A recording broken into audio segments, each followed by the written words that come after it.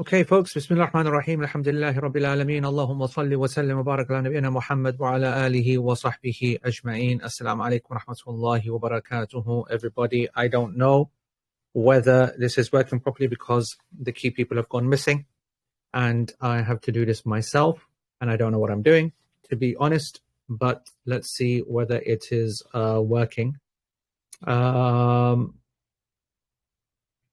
opened the chat up, okay, so that you can ask questions or rather comment in the chat when necessary.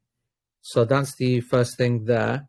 In terms of the format of this particular session, our focus is going to be on answering the questions that have already been submitted, and then we'll also then allow folks to comment in the chat section, and also then take the microphone as well, hopefully. Chief, can you just jump in so I can see that you are does yes, that? Yes, I can hear you. All good. The thing is that I don't know whether the Q&A aspect was working or not. Okay, why don't you, Shabnam, why don't you put your hand up and let's see if, let's just do a test. Anyone that wants to, we'll have to just do it my own way because I've got no idea what that was going on. So, someone that wants to actually speak from non-admins, if you can just, it's definitely recording. I found out how to do that. But if any person from the attendees can put their hand up and, yep, Safa, go ahead. So I can see that you want to speak, and then I will allow you to speak. Good. Now try. Now unmute yourself and try to ask something. Safa. Okay, and we'll do the same with Aisha. Assalamu alaikum. Assalam, Safa, is that you? Yes, it is. That's yeah. Me. Yes. That's great. Thank you very much. It's working great. And that's what I just wanted to make sure. It didn't work. I had to do it myself, so I don't know what you pressed. You can, Safa, if you just mute yourself, Safa, that's fine. And I'll deal with it from myself now. All right. Folks, I'm going to start from the beginning with the questions. There's lots of obviously different subjects, different kind of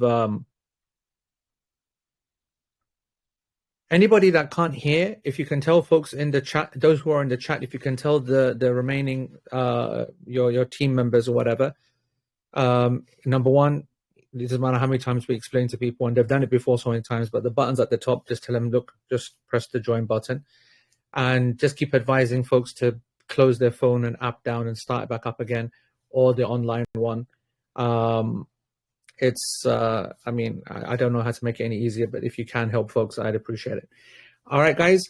So I'm going to jump straight in. It is being recorded. I hope that you'll be able to see the recording afterwards, inshallah. All right.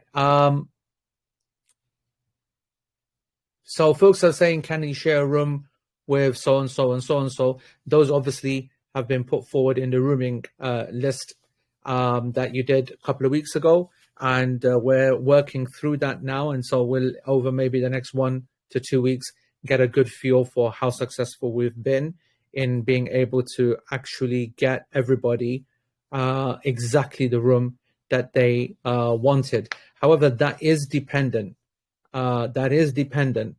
On you guys filling in the form that has come out from Al Bayt. Now, if you were in the UK, you started receiving your emails yesterday. And if you are in the US and Canada, then you started receiving your emails today. Okay? Now, not everybody will receive it straight away. They're being released in batches. And as I said in the email yesterday, and as I said on the broadcast channel yesterday, it is very important that you are aware that there are a load of scammers that use the phrase Al Bayt guests, use Dar es Salaam al-Rajihi, all these kind of names they're using, and they're using the same type of titles like congratulations, you got your Hajj place, blah, blah, blah. And there are a lot of scammers. And it's very simple, actually, to ascertain whether you're being scammed or not, because you know the email that you're meant to receive. The email is hajjonnusuk@albaytguests.com. And it might say that, but if you hover over the actual email address name, you'll see the actual email address that has come to you. It's basic standard knowledge about spam email. And so therefore that spam email, which comes and it's not an Al-Bayt Guests URL, okay, or email address, then you know not to click anything in the email. You know it's a blag, everything's a blag. But as long as the email itself says, the email address I'm talking about, so you have to open up your email, and then in the email itself, go to the sender, and you hover over and select the actual email address, and it should say sent from, sent to you is obvious, but sent from Hajj@Albayt-Guests, then you know it's legit. Click on the form and then fill it out accurately as soon as possible. That is, thank you, Farhad, Jazakumullah khair. There will be a lot of pre-populated information on there, okay, a lot. And that shows to you, obviously, that's a proof that it's legit as well. So I'm glad actually you mentioned that, Farhad. So if you're wanting to know, I don't want everyone to get super paranoid. You got to click on the link, right? Once you know that the email is fine. But another way of knowing that you're in the right form is because you will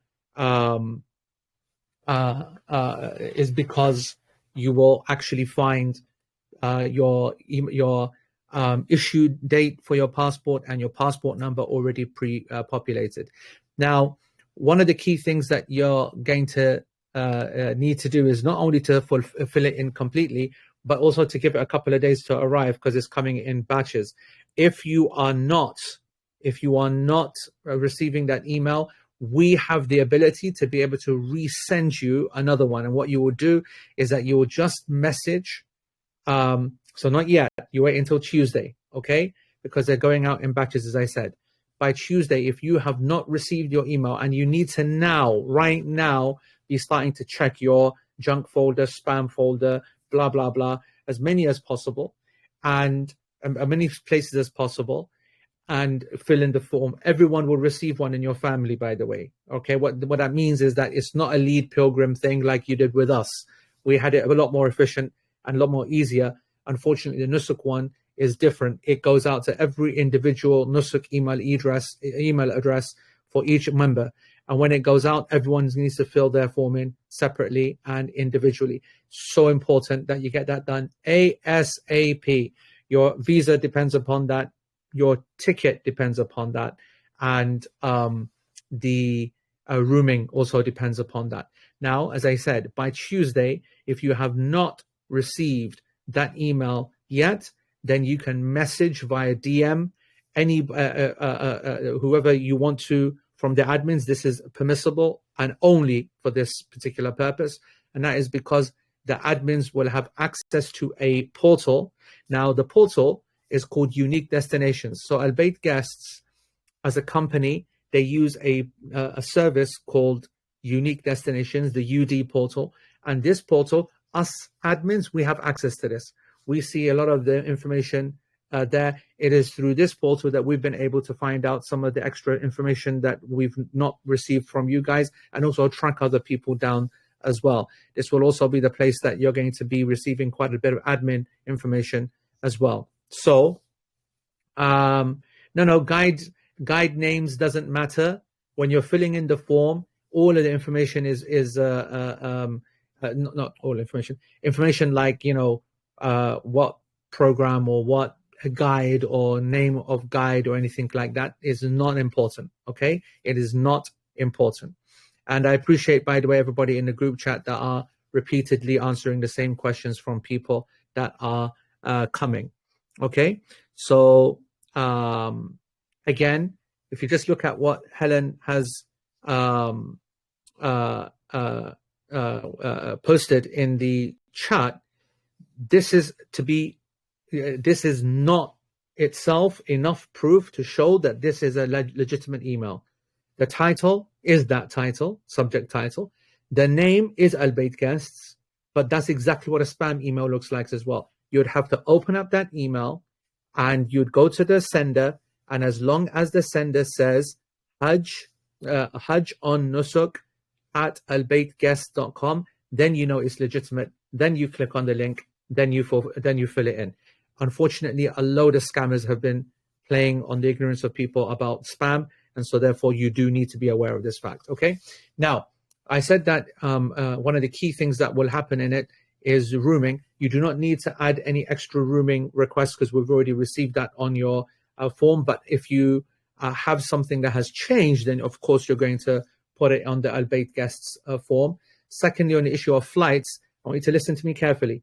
I sent you the flight list yesterday, I believe. Okay, and alhamdulillah, the vast majority of the group, 98% basically, 97%, we all got the flights that were actually exactly as they were in Nusuk without any change. Only A9000 on the return leg only, they have got a flight change, schedule change, and it only affects, alhamdulillah, 10 people, maybe even less actually. And those folks, their flight return has been delayed. We suspected this, but it's now been confirmed, okay, fully confirmed. And those folks were contacted a little while ago anyway, and they've made their arrangements, or they should be making their arrangements. On that point now, domestic flights, I know that their prices are going up and people need to make plans. The Americans specifically trying to get into JFK, you are now good to go. You are now good to go, meaning you can now get your domestic flights and make your plans in a way that you find suits you. You guys will be more experienced with respect to flying out of the States and how many hours before you should be there, etc. But just think of it this way: if you're going on a normal trip abroad or a holiday or just visiting family, and you might take it a bit easy and get there a couple of hours before, even maybe you won't be too fussed if you get offered the flight is full. That system is still in play. This is still a normal scheduled flight, and so you will find these airlines, they will be overbooking every flight 100%. That doesn't change for Hajj. And so I just want you to know that normally you might be like, you know what it is, they overbooked me, they offer me a refund of $1,000 and get me onto the next flight as well, and maybe upgrade me to business class, blah blah blah. I take that. You cannot be that person for Hajj, because you will not get another space on another flight. They are completely overbooked. So make sure you are there early, silly early. Be there 5 hours before, 4 hours before. We cannot take risks on missing these flights. So when it comes to connections, be generous on your connection, your domestic flight into your JFK departure. For the Toronto, obviously the same. If you're coming from Montreal or from Calgary, make sure that you leave enough time. From the UK points of view, from London and Manchester, it's very small. People are not going to normally be flying in. You're going to be driving in. But again, you want to make sure that you arrange your system based upon being there at least 4 hours beforehand. Okay, guys. Now, what am I going to go into next? So that's the flights. That's what I wanted to say about the flights.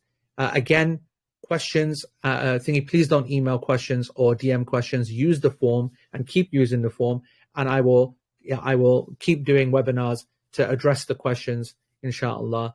I think Nora has just mentioned that she did the JFK before, and I would say at least 4 hours is about right. 5 is whatever it is, and 4 hours is a minimum. Sabia said just check the junk, and the Al Bayt email is there. Sabia, as I mentioned multiple times, okay, is really simple. You go open up the email. Opening an email doesn't do anything, by the way, okay? It is clicking links inside an email that gets you done. You open up the email, you go to the sender at the top, and you identify the actual email address. Just like I wrote on the broadcast channel, just like I've read on the email, there's only one authentic, correct email sender address. That is it, okay? That's how you know it's not a scam. It's got to say Hajj on Nusuk at albaytguests.com. All right, folks. I'm going to start now answering the questions. What's the likelihood of switching from quad to double? At the moment, very, very unlikely. Certainly from what now I want to say 100% not happening because the program is full. So technically that's the answer. However, why am I not saying 100% absolutely no? Because it is possible that the hotel in Mecca and Medina, both of them, maybe they have blocked rooms. What I mean by that is that they have obviously sold albeit 1,000 rooms, which are covering X amount of thousands of people, and they've left some emergency rooms. And maybe they will, on the day itself or day before, let albeit know, by the way, we had blocked off emergency 10 rooms because we weren't sure how the system was going to work. And if you want to offer those as upgrades, then that's possible. But it'll be so late in the game. It'll be so late in the game. In my opinion, you should assume 100% that there's no upgrades available, neither from triple to double or from quad to triple or from quad to double. No upgrades are possible from a room point of view. Next question is flights. Can people request business class flights, upgrade and pay? That is a possibility, I understand. How much possibility? I do not know. If you are that person that wants to do that, then I think what I will do is, actually, that's going to probably only be like, I'm hoping only very few of you. If you are that person that wants to pay that don't ask me how much, I've got no idea. Silly money, stupid money. Of course, it will be probably be another 3-4 grand. Okay. So if you want to be that person, email me directly. All right. So email me at hajiae@gmail.com and just say, yep, I want to apply for an upgrade to business class for my particular flight. All right. Will you be providing a book of important du'as? I will be. Not a book. We will have text and we will have some PDFs that are going to come this next week. So most of the logistic stuff has been done this week, last week, sorry. And this week is going to be now, if you like, the Islamic content. Although I don't want to kind of use that phrase to make it out like that's the only Islamic side of it. But in terms of dua prep and dua istamana and umrah fiqh, then that's going out this week. And it's going to be really important for you guys to slowly consume that properly and prepare, because that's the most important part of the Hajj preparation. We will do a webinar based upon some of the content, and then that will be leading up then to our actual webinar itself on the Umrah. Again, I remind you, this is a very different program to other providers. And when I say that, I mean that actually a lot of people are not going to, and other Hajj groups, receive targeted study and training. We'll be doing that in the base camp for Hajj, and for Umrah, we'll be doing it later. That is correct, Helen Bibi. This is absolutely the right email, the right, everything is perfect on this. So everybody else, if you just go over, if you're watching this on the broadcast channel, if you go over to the Hajj 2024 chat, Helen has posted her email for everybody to respond and accept, which is delicious irony, because I didn't like that Helen doesn't like us speaking and responding with plenty of messages. Now, mashallah, everyone should respond and say, Helen, that's fantastic. This is the correct email. And she'll be so happy that she'll receive so many different people confirming that. Right. I can't resist here. People, they when you poke the lion, then just be careful. Right. So, so that's on that front. Right. Will you be providing a sleeping mat in Muzdalifah? And what is the total approximate distance to walk from Arafah to Muzdalifah, Muzdalifah to Mina, and Mina to the Jamarat? Okay. The answer to question 2 has actually been worked out somewhere and was shared on Telegram. Someone can maybe share it on Thingy. I don't know what the exact amounts are. I can tell you from a walking point of view roughly what they are, but not the exact kilometers. But someone will put it in the thing if you really want to know that information, because it's not relevant. All distances and things like that are irrelevant. Okay, if you look at our training program, our physical training program, it is not aimed at distances. It is aimed at conditions. Okay, you might be able to walk 10 kilometers here right now in the kind of cool temperatures or whatever, or the ability to walk, you go for hill walking, etc., etc. Hajj walking is something entirely different. And Hajj conditions and summer conditions when it's 55 degrees is something entirely different. And not having light cotton on and something to cover your head is entirely different. And you're wearing a very heavy towel and your face and your head is exposed and you are getting burnt and sweating or whatever, is entirely different. And you're not wearing your favorite hiking shoes. You're not wearing your very light Skechers. You are wearing sandals, which you're not used to.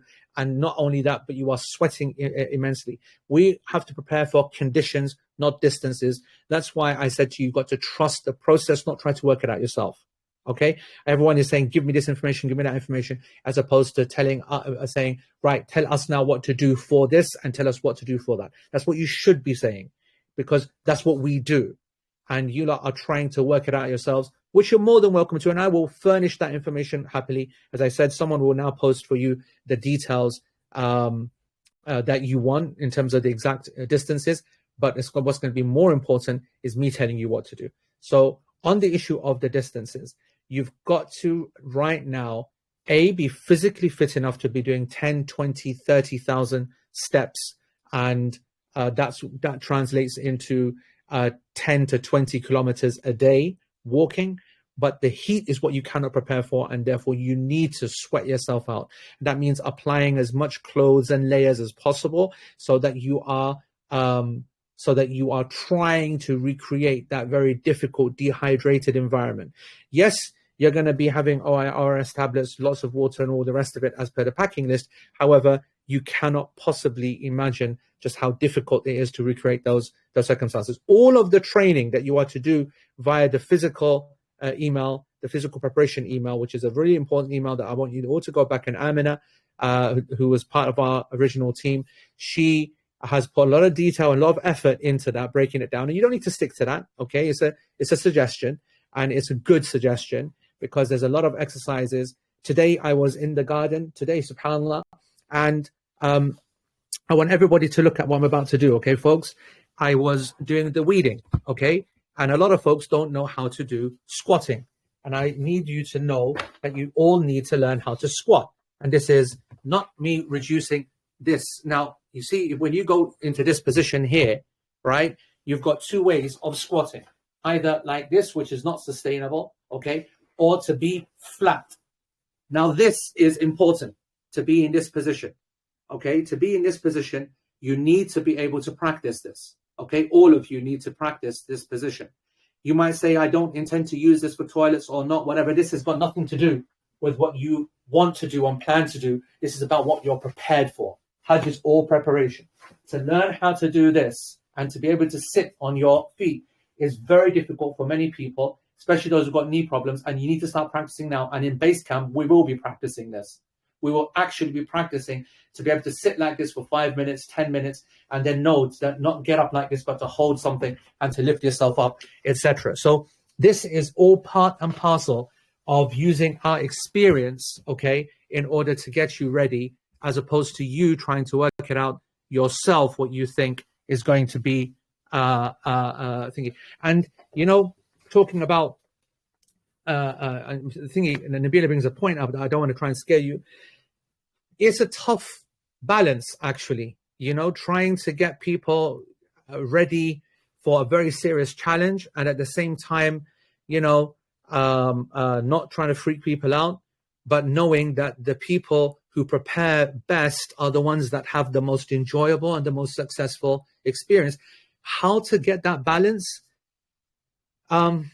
It's impossible. I've been trying it for years upon years. The only people who get that balance are two types of people. The first is those who have been before, and then they see this person who's saying you things, and they say, you know what, everything that he's saying is 100% correct. Listen to him, because I've been there and he's right, and that's the mistake I made last time. So that's the first person who will prepare best. The second person who's going to prepare best is the one who trusts you already in another field or another area, because either, they're his mate, or they're his teacher, or they're his whatever. And so you trust them entirely, and you say, I'm not going to just try and work it out myself. I'm just going to listen to this person and I'm just going to go with it. It doesn't make any sense to me. I would never, ever do this normally, but I'm going to now trust them. I'm going to have to need most of you to be that second person because you haven't been to Hajj before, the majority of you. So you're just going to have to trust everything that we're saying. That when we're saying that do the squatting exercises, work on your legs, work on your glutes, work on your core, all of the, exactly as per the email said, every day, do it. There's a reason for it. Listen, I'm like everybody else. I don't like doing exercise. I don't want to do exercise. Everybody is being asked to do this. And I'm telling you, practicing the squat is going to be a life changer. Why? You might turn around. You're telling me there's no toilets. In base camp, you've got normal toilets. Everywhere you've got normal toilets. When you get to Mina, all right, our toilets are cubicles of about 10 toilets. 9 of them are the floor toilets. The 10th one is a Western one, with a seat, okay? Now, you'll be thinking, great, that's the one that I'm going to queue. That's the one I'm going to queue for, the 10th one. Okay, first of all, it's got the longest queue, right? Actually, ironically, sometimes it has the longest queue. But most of the time, you will be that person that can only ever sit on the toilet, and you'll open that door and have one look at that toilet, and you will say, never in my life am I using that toilet. Because that's the toilet that is absolutely soaked, absolutely filthy, and just generally, you got to understand and be ready for that kind of scenario, okay? And you look at that and you're thinking, how on earth am I going to sit on that, put my actual backside on that? And so what do people do, right? People squat on the actual seat of the toilet, which is a complete waste of time. Far, far more difficult, and absolute disaster. And let alone, it's a disaster. And you're going to realize that correct. And even if the toilet seat was there and it was wet, you'd say, at least it's a toilet seat. There is no toilet seat. It's the flipping porcelain. Yeah. It's a disaster. And I'm saying to you that if you are trained and ready mentally up here for everything, physically as much as you possibly can, you're going to have such an easy Hajj.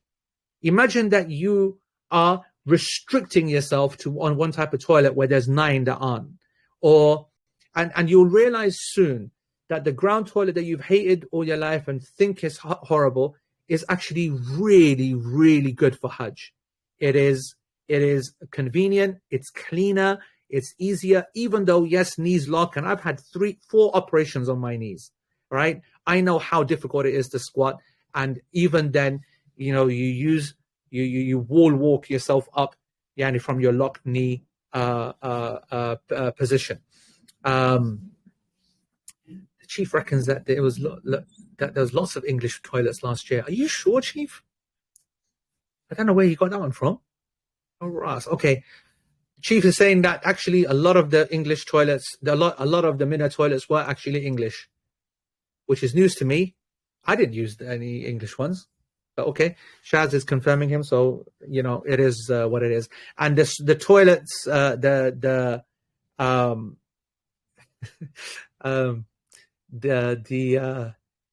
I've got to tell you to stop messaging because it made me laugh now. Yeah, okay.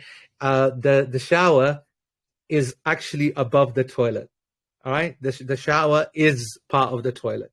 Now, I know that's not a Western thing. Obviously, in the East, anyone who's got Desi kind of background that goes back home, that's very, very common in the Far East, Malaysia and Indonesia and Asia and India, Pakistan. Very normal to have the shower over the toilet. Again, shows why it's nice to have the floor one and not the seat one, because even the seat one also has a shower on top, and that's rough, bro. That is rough. So I don't know where the conversation started and where it's gone, but yeah, as usual, completely lost control of the game, and that's mostly my fault. So let me get control again. Now, distances. Qamaruddin asked about the distances. They are in the chat. Someone posted them in the chat. Will you be providing sleeping mats in Muzdalifah? Now, listen. Yes. First of all, there's another question as well that has been asked. Does Hajj with AE provide the following: a sun, umbrella, sleeping bag, prayer mat, whatever? Hajj with AE has no. So let me say something. In the new era of nusuk, okay, in the new era of nusuk, we are not allowed legally to present ourselves as Hajj with AE. All right. We're not allowed to have any branding. We're not allowed to be giving anything. You're not allowed to be nothing, carrying anything, showing anything whatsoever. Everything has to be al-bayt. This is like the Saudi new kind of rule, and it whatever. So that's a really important point. And so even though we are very, very much all about our identity and our brand before we go to Hajj, because that's what maintains the difference in quality and the control. When we get there, we are entirely at the mercy of everything al-bayt, which is why you'll see such a major focus in our program on training you to become independent, okay? And to know your people and to know the system so that you are not forced to have to go out and worry about other people and you know what they're giving and what they're not giving, etc., etc., etc.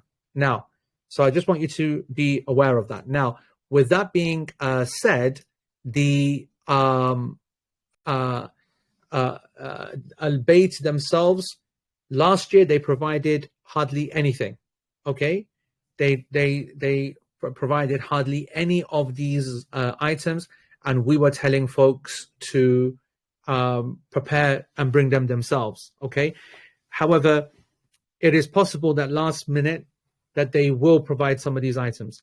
Would I be waiting for that and trusting that? Answer is no. That's why we put it on our packing list. So one thing I know that definitely will be provided for will be the sleeping mat. Now, this sleeping mat is as basic a sleeping mat as it gets. It's basically...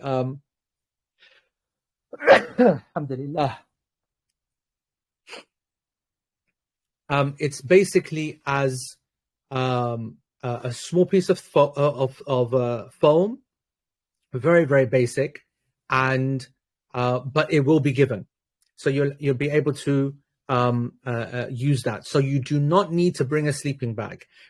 I know that we left it on the packing list. It says sleeping bag, but that was not actually intentional. That was a recommendation, and we should have removed it. You do not need to bring a sleeping bag, especially because it's so hot. Now, if you turn around and say, but I can't sleep unless I have something covering me, I have to have something covering me, yani my body, I mean, you know, those people who are really big on their blankets and duvets, then you can bring one if you wish, okay? However, this is for one night only. I say one night, for about 3-4 hours only, on the night that we all sleep in front of the stars in Muzdalifah. And what will happen on that night is that you will go to sleep just as you are, and people will sleep on the floor just as they you know, just as it is. So every email has been sent to Khalid. Every email, you must get in control of your emails, okay? So the answer to the issue about the sleeping bag is that you do not need to bring one, but you can if you wish, and you will receive a sleeping mat when you are there. We will give that to you. Al-Bayt provide that to everybody. Just a note on all the distances, by the way, people are asking about. These are not all distances that you'll be walking, all right? So we will not be walking, for example, from Arafah to Muzdalifah. We will not be walking from Mina to Arafah either.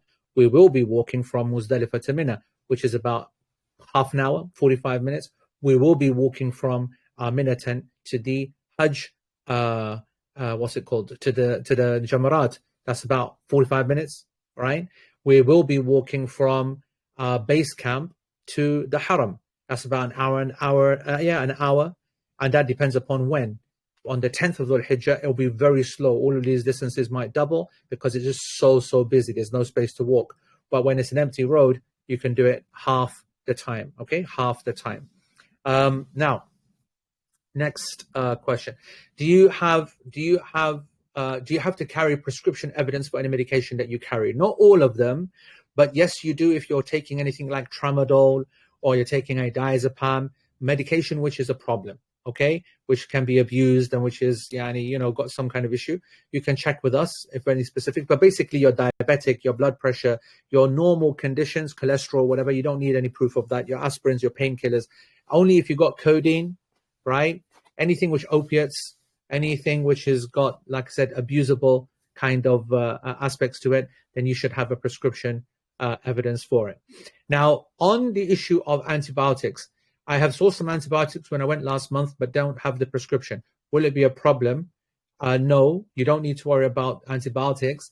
Now, we will be advising everybody for people to take with them a particular course of strong antibiotics to reduce the harshness or the severity of the illness that everybody is going to go through. And even though it is a viral infection, what tends to happen is that a secondary bacterial infection jumps on very quickly and makes it infinitely worse. And so we will be recommending azithromycin, if I haven't already, which I think I have mentioned in the, let me just check. Yes, azithromycin. And azithromycin, you can either get a 250 milligram tablets, 6 of, or 3 times 500 milligrams. You're going to need to get this from your doctor anyway, and you'll get a prescription for that. And it's not something you can buy, although actually you can buy it online as well for around £20.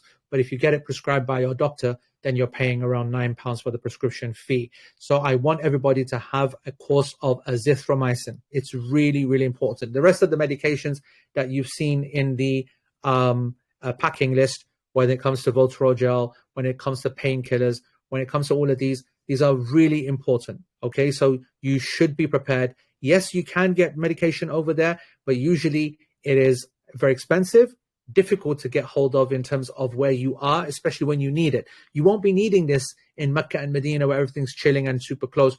Where you will be needing it is when you're miles out in Mina or in Arafah and things have got, your blisters. Blister plasters are really important. Everything actually that's on this list has been given. The dose doesn't matter, Munawwara. If you get the 500s, we will be giving you a different dose. But this is about supply. So you'll get, whether you get the 250 milligram strength or 500 milligram strength, you'll either get 6 or you'll get 3. All right, and it's an antibiotic. You have to get a prescription for it. You have to get a prescription for it. You can bring face masks absolutely with you. And in Mina, in our base camp, there are washing machines. We will be washing our clothes there. Obviously, the rest of the time in Mecca and Medina, you've got laundry services, the locals that can do it for you if you are interested in using that, or you just bring enough clothes with you. That depends upon what you're intending to take back. Okay, back to the questions. When will we get our visas and our group tickets? This is really important, okay? You will not be receiving tickets. You will not be receiving a ticket. Your ticket will be linked to your passport and it will be issued there and then at the check-in desk. Now, in the UK, we're very much used to that, but it seems that in America, this is not the cultural norm, okay? So from a training point of view, you need to just be ready. The idea that the era of showing a ticket is gone. You've got to give your passport to the check-in desk. As long as that process has been done correctly, like the filling in of the Al-Bayt form right now, you're going to be fine. We have, if you see on the flight lists, have given the PNRs. It is possible that about a week to go, at the end of May, it is possible that the airlines, Saudiya and Turkish, do allow you to use your PNR and then find your name and print something out. Now, what do I mean by that? These are group PNRs. They're not individual PNRs. You are not an individual person in the Hajj. These PNRs represent 80 tickets, 100 tickets. And when you put that PNR in, you're going to receive the names of all of the passengers. Now, it is possible and we will tell you in right time if that is going to happen, that you can then go and find your name and you can print out a ticket or an e-ticket number that represents your name. And we might even ask you to do that. If we don't ask you to do anything, don't be thinking about it or asking about it or worrying about it. If we ask you to do something or plan, then we will let you know. Okay, folks? So don't expect a ticket, but you must fill in the form for the ticket to be processed. As for the visas should be starting to go out soon. Soon as these forms are filled, the visas will start then coming out automatically. For the UK folks, they are going to take longer because they are waiting for our biometrics to go through. And I saw a few comments that people are still having a problem. So that's something obviously which will take some time. I wouldn't expect anything for the next few weeks. Okay, simple as that. I wouldn't expect anything for the next few weeks. Next question is about refunds. Okay, when are we going to get our refunds for the excess money? We got a confirmation from Nusuk that they haven't even started on refunds. So that system that they're going to apply en masse, I believe is going to happen towards the end of the Hajj preparation. That's my guess. I can't confirm that. If anything changes, I will tell you. But basically, they have not started. As people have said, it takes months to come. That's not what Nusuk told us. If they do that, then that's disgraceful, and we hope that they can be sued for every single penny that is possible. Because they said that it should be 5 days, but they're blagging it because they're saying that we haven't opened up the system.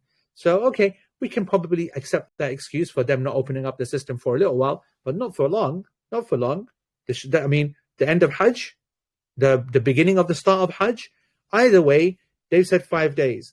That's how long, when we tested the system, it took for our money to come back, 5 days. So at least we know that the system of the refunds works. It's that they haven't started it, and there must be a reason for that. By the way, I think what the reason is I don't know whether you know about this, but 2 days ago, a phase 4 occurred.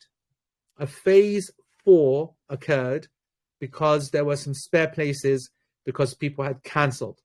Only a tiny number. And those were only given to people that had funds. And so there's this constant belief from Nusuk that they need people to have funds in their account. That's my guess. That's entirely from my own pocket. All right. I don't know if that's true or not, but it's something which, whatever. And as I said, like Maiza said, I told you a long time ago, unless you really need the money, don't worry about the money. Okay. And I wouldn't apply for it until I'm on the plane. If it's me, I don't trust anything Saudi, anything Nusuk, anything Hajj, nothing. I just want you to be clear on that. That's my personal opinion. And I just don't think you should be risking anything of any sort. I do understand, though, that there are some people that have got huge sums of money that are still with them. And I can't obviously be referring to those folks. Just on the antibiotics, this is not for anybody to take. Okay, this is for you to bring with you. All the medication that we are telling you, you are bringing with you. Okay, all right. People are asking about bags on the form as well as here in the group.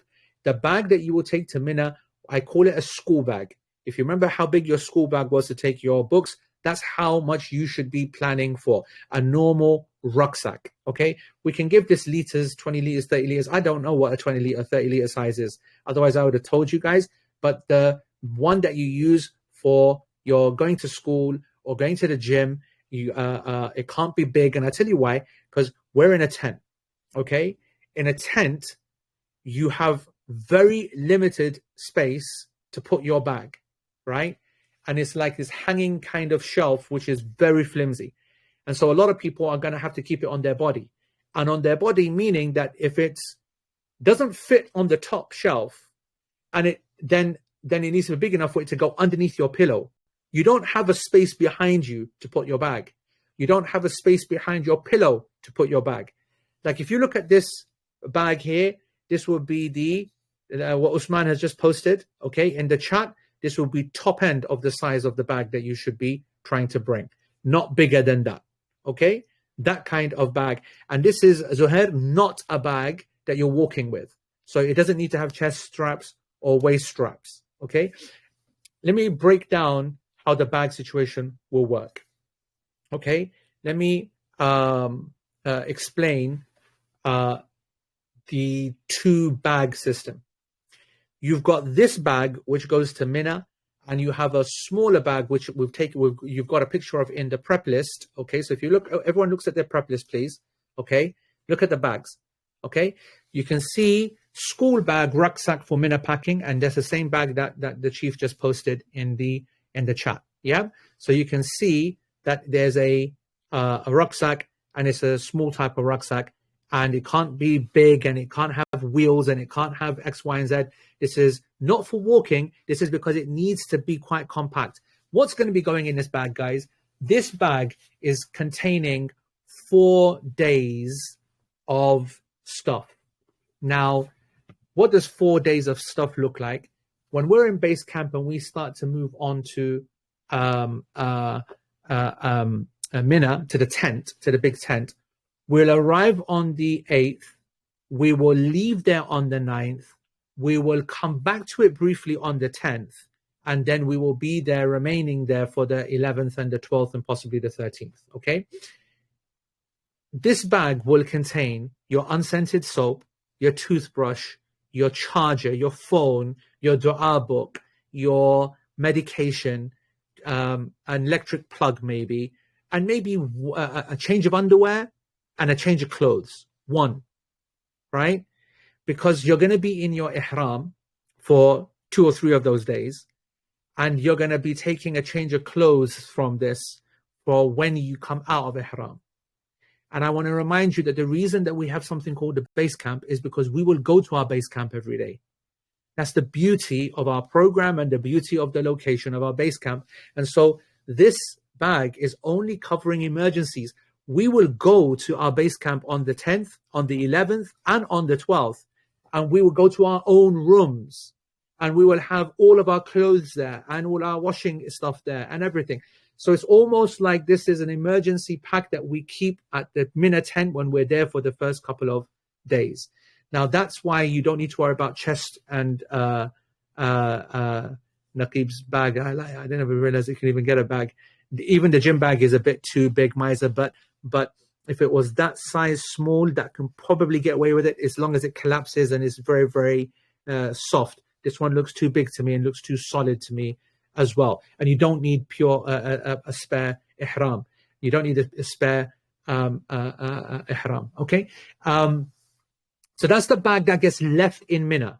Now, when we leave Mina on the day of Arafah, what are we taking with us? We're taking that shoe bag. Can you see that shoe bag?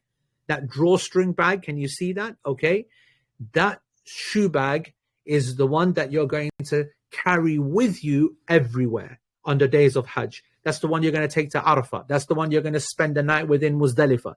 And now you can imagine what's going to go in there. Maybe an eye mask, maybe an earplug, maybe your charger, your battery pack, yeah, your medication, all of this, your water bottle, all of the stuff that's going to go in that bag that you're going to take out for 2 days, because you're not going to have any clothes to change. You're not going to have anything. All of it will fit into something like this big, this much. You can't have anything. Yeah, that's the problem, Chief. I can't take my eyes off the bloody telegram. Right. Okay. Now, next question is the items that will be provided. So this question says, a sun umbrella. The answer is no, although you'll find in Saudi so many that will be available, but you should bring one from home, right? You should find one that you like. Now, someone sent a picture of, the hats that the ladies wear. Men can't wear any hats, but you got this one where you can put it on your head and it's got an umbrella. It looks like an Inspector Gadget kind of bad joke, but it is a real item and it is really useful for the sisters. They put it on and it covers them. They can wear that. Sisters can, of course, wear all kinds of clothes, but men can't use that. But an actual umbrella is something that is allowed and is obligatory, okay? Obligatory. So I want you to be very, very clear that you're going to need to 100% have some form of umbrella. And ideally, it needs to be small, okay? Ideally, small and made for the sun. I don't want to say that you can wait over there 100%. You can buy one in Bin Dawood, okay? Yes, the UV umbrella I'm talking about. And there's a coffee shop which gave... yes, the dome tour bags are perfect for this. Yeah, dome tour bags or Hajj with AE bags from Umrah, those kind of small bags are perfect. The issue of the umbrella is that you can get them from coffee shops over there. They give them free when you buy a coffee. But what if they're not doing that this year? So you want to take one from home. Sleeping bag, I don't think you should be taking one. You don't need it. Prayer mat, you don't need to take. A blanket, you don't need to take. Your own mushaf, you bring your own mushaf, of course, if you want to, if you have your own favorite one, whatever. There's not everything that you've put there. I don't even know why you put that there. The packing list is the only thing you should focus on, none of the rest of the stuff. The only thing that's in there is sleeping bag, which I don't want you to bring. You won't need to bring. Okay. The hotels, will all three places give a kettle? Yes. Hairdryer, no. Hairdryer, definitely not. Okay. In the Medina hotel, you might get access to a hairdryer actually. And in the Hilton Convention, you can request it. But the hairdryer in base camp, no. Kettle in all of the places, yes. And an iron, you can get hold of an iron in what's it called, Mecca, and in Medina hotels. And in base camp, I seem to remember there will be a few going around. But I do want to say something, that you want to get yourself into a mode away from the perfection of your clothing, right? I know that might sound difficult for folks, but people, everyone's mindset changes very, very quickly. Unironed clothes will become a really, really basic norm, right?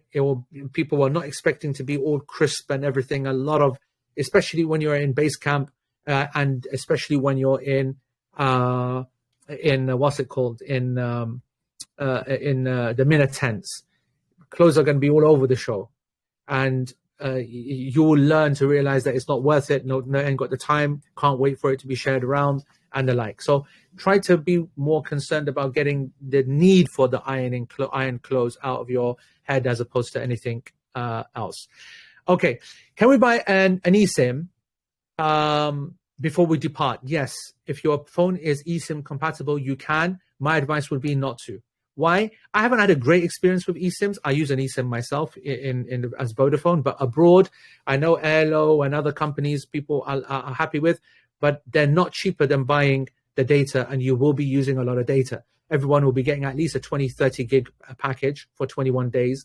And to have a local Saudi number to call and to be in contact with and to contact me and to contact the team immediately, that is something, we'll all be on Saudi numbers. So my advice is always a local SIM, which all of us will be focusing on the day that we arrive. That'll be the number one priority as part of our itinerary, that we've got to go and get SIMs. However, I know that some people really like eSIMs, and you can, but they just work out a little bit more expensive. And they're like, a lot of the Americans, by the way, don't bother getting eSIM or the Saudi SIM because their international roaming plans are very, very good. They're allowed to call and use and everything without any kind of problem. Okay, guys, I'm just going to do something. I'm going to now ignore the Telegram chat because everyone's broken all the rules. They should not be asking questions there. And I'm getting cussed by my team that are saying that you're not sticking to the form, which I should be, and I'm looking at the Telegram chat, which I shouldn't be. So that's unfair upon the people that are following the rules. So I'm going to ignore the Telegram chat entirely. If you've got a question, put it on the form. That way, everyone is being dealt with fairly and as per the system, as opposed to me losing control. My apologies to those folks that expect better. If we are wearing sunscreen, which is waterproof, I believe we should remove it off completely before doing wudu. That is correct. And some of them do allow water to permeate, but you do need to be aware of that. I just will say, though, that at the times where you're going to be using sunscreen, a lot of the time the sweat will get rid of it by itself. It will not be a major issue, as you may think. You know, a lot of the time when people are using sunscreen, they're in a very temperature control situation with lots of sun. The difference in Hajj is that the temperature is not controlled and you are exerting yourself with the sunscreen. And so you'll find that a lot of the time, the amount of sweat with the salt and everything, it washes it off. And then, yes, but you do need to wipe it away to be able to do wudu. That is correct. Do the men need a backpack for Mina as well, as they wouldn't have an extra set of clothes? Yes, they do. That backpack that I just mentioned. Salam, can you please clarify if we need to do 2 qurbanis? No, you only need to do 1 qurbani. And anybody that is telling you about that or telling you that's a Hanafi position is making a horrible mistake. I don't know what Hanafis you've been speaking to. There is only 1 qurbani per person.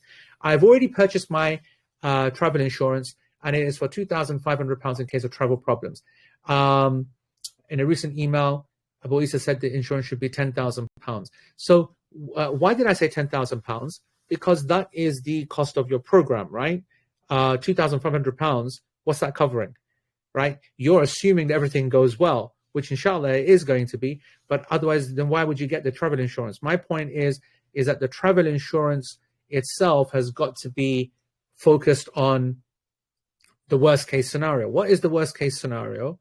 The worst case scenario is you're too ill to make the flight, and then you're unable to get a replacement flight, and so much of the Hajj has gone that the Hajj has to be cancelled. How much are you going to lose? You are losing everything in Nusuk, right? Which is 10 grand, isn't it? 11 grand, 12 grand, 9 grand. And so therefore, whatever it is that you paid, that's what I believe the cover should be. Okay? That's what I believe the cover should be. All right? On the point of the Qurbani, I know that I wasn't meant to look at the Telegram chat. We have organized the Qurbani. It's going to be 600 riyals. I'm going to release which is a fantastic price and a fantastic deal. And we're going to release all that information in all good time. Don't need to worry about anything. Again, please listen. If we don't tell you anything, you don't need to worry about it. That's it. Remember that, okay? I need to close this thing here. Let me just put something somewhere. I can't stop my chief. I can't. Yeah, I'm a basic guy. I'm going to put this in. I'm going to get this letter and I put that here. So I can't look at this bloody chat. Problem is I've got to look at the thing because of the thingy, right? They're distracting me, bro. Okay. When are we getting our refunds? £10,000. Goodness gracious. Yeah, see, so there are some people that got really big amounts in there. That's the problem. Same answer as before. They haven't started it yet. Okay. Once they start it, we will let you know, inshallah. Are we traveling from Medina to Mecca on a train? And if yes, what type of quantity and luggage is allowed? So I've got some good news for you folks. Yeah, any good news? I'm not a train fan. I'm the only person in the group that's not a train fan. I like going by coach. And this program was a coach program. It was always a coach program. But I don't know whether you want to call it a bonus or not. But Al-Bayt announced last week that they confirmed with us specifically, even though they did mention it in a seminar a couple of months ago, that they're going to do all of them by train. Ours was the exception. Ours was the only program that was not train from Medina to Mecca. But I can tell you, the majority of you weak snowflakes, that yes, we are going by the high-speed Haramain train. Congratulations to all those folks who wanted to go on that. Commiserations that those folks that didn't want to and wanted to keep it real. So in terms of luggage, you don't need to worry about that because your luggage will be taken separately. Okay, your luggage will be taken on a separate truck. Okay, folks. V says I've already answered that question. Is it permissible to wear clean new sandals in the haram for tawaf in the mataf area and for sa'i? So everybody, all of us, will be wearing our shoes for the ladies and our slippers in sa'i. All of us, without exception. Okay, unless you don't want to. Leave that for later time, okay? That's not the subject for now. Now it's all about packing lists and things, okay? But on the issue of the tawaf, if you have feet problems or some issues or whatever, then it's possible for you to wear clean or your existing chappal during the tawaf as well, although I will be highly, highly encouraging people not to do that, okay? There's a note that says you can't allow carry-on trolleys in the coach. Do we have to pack 5 days of thing? Like I said, Farhad, I'm sure I answered that now. Is it possible to get a double room? No, it's not. As it stands, you should assume not. Don't need a sleeping bag, folks. Okay, Anila, you don't need a sleeping bag. Hadi asks a question. What's a plausible contradiction for opting out of taking the vaccine? Which one? If you're talking about with the COVID, you don't need to take it anyway. If you're talking about ACWY, then if you don't want to take it, then just get a letter from the doctor and say to them, I don't want to take it, and they can write it for you. And just give it a shot. See what happens, inshallah. I mean, as I wrote on the vaccinations email, that they're not very big on checking. So I don't think that it's the end of the world. But yeah.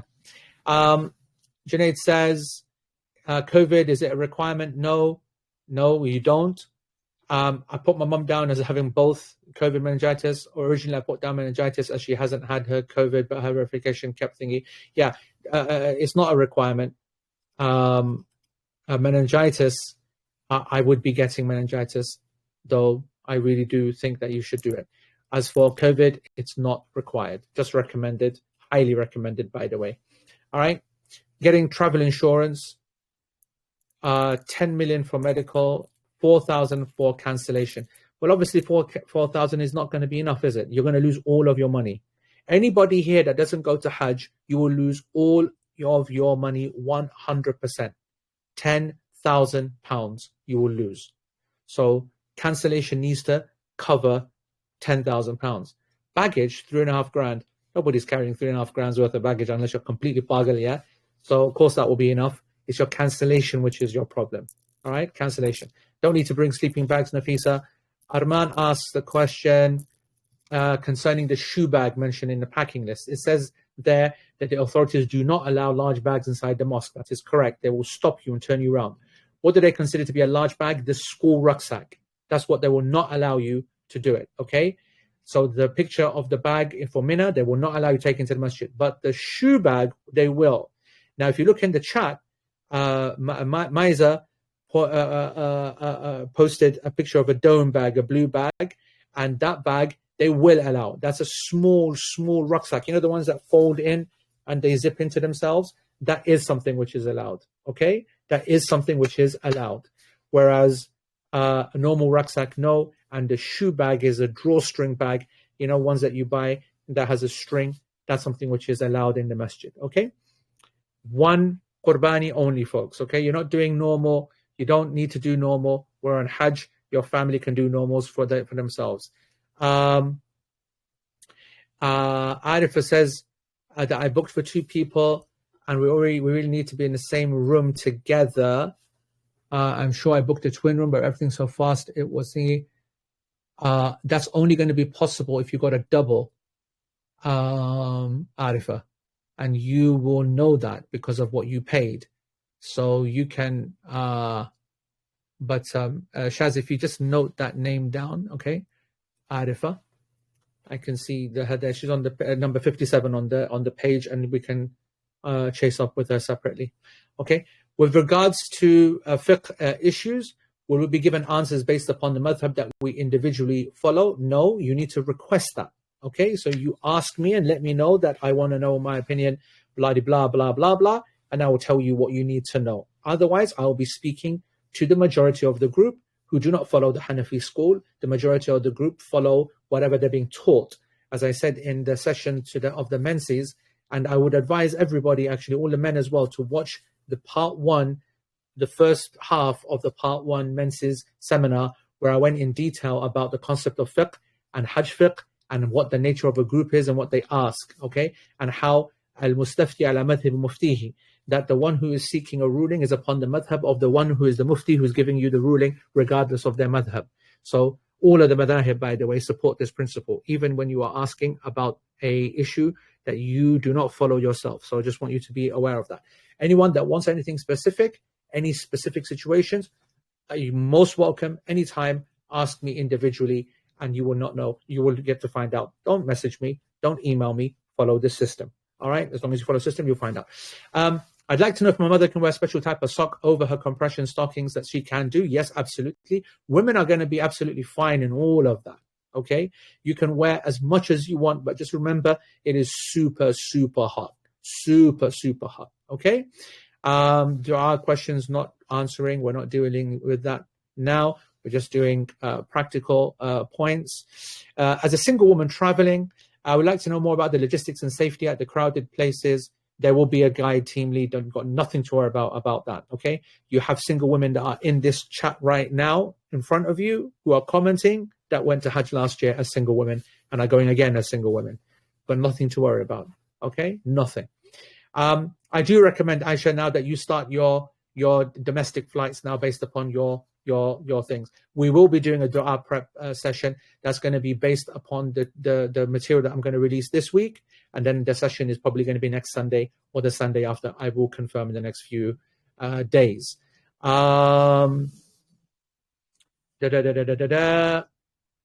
Recommended to right. This is a question about medication. This is an important question, actually. I want you to all to listen to this, okay? It is a bit early, this question. Do I want to answer this question now? I'll do it now, yeah, okay. Many people have recommended coming prepared with plenty of supplies of tablets, paracetamol, ibuprofen, Imodium, etc., etc. They're saying, take lots of pills and everything and etc. But generally speaking, I'm very reluctant towards medication. I'm aware of all the pros and cons, blah, blah, blah. I just don't want to be reaching for the pills. Aside from a mindset shift to understanding that medicine itself is a gift from Allah, is there any other advice that you can share on taking medicines, especially in the context of Hajj and wanting to keep energy as high as possible to maximize ibadah? This is such a good question, honestly.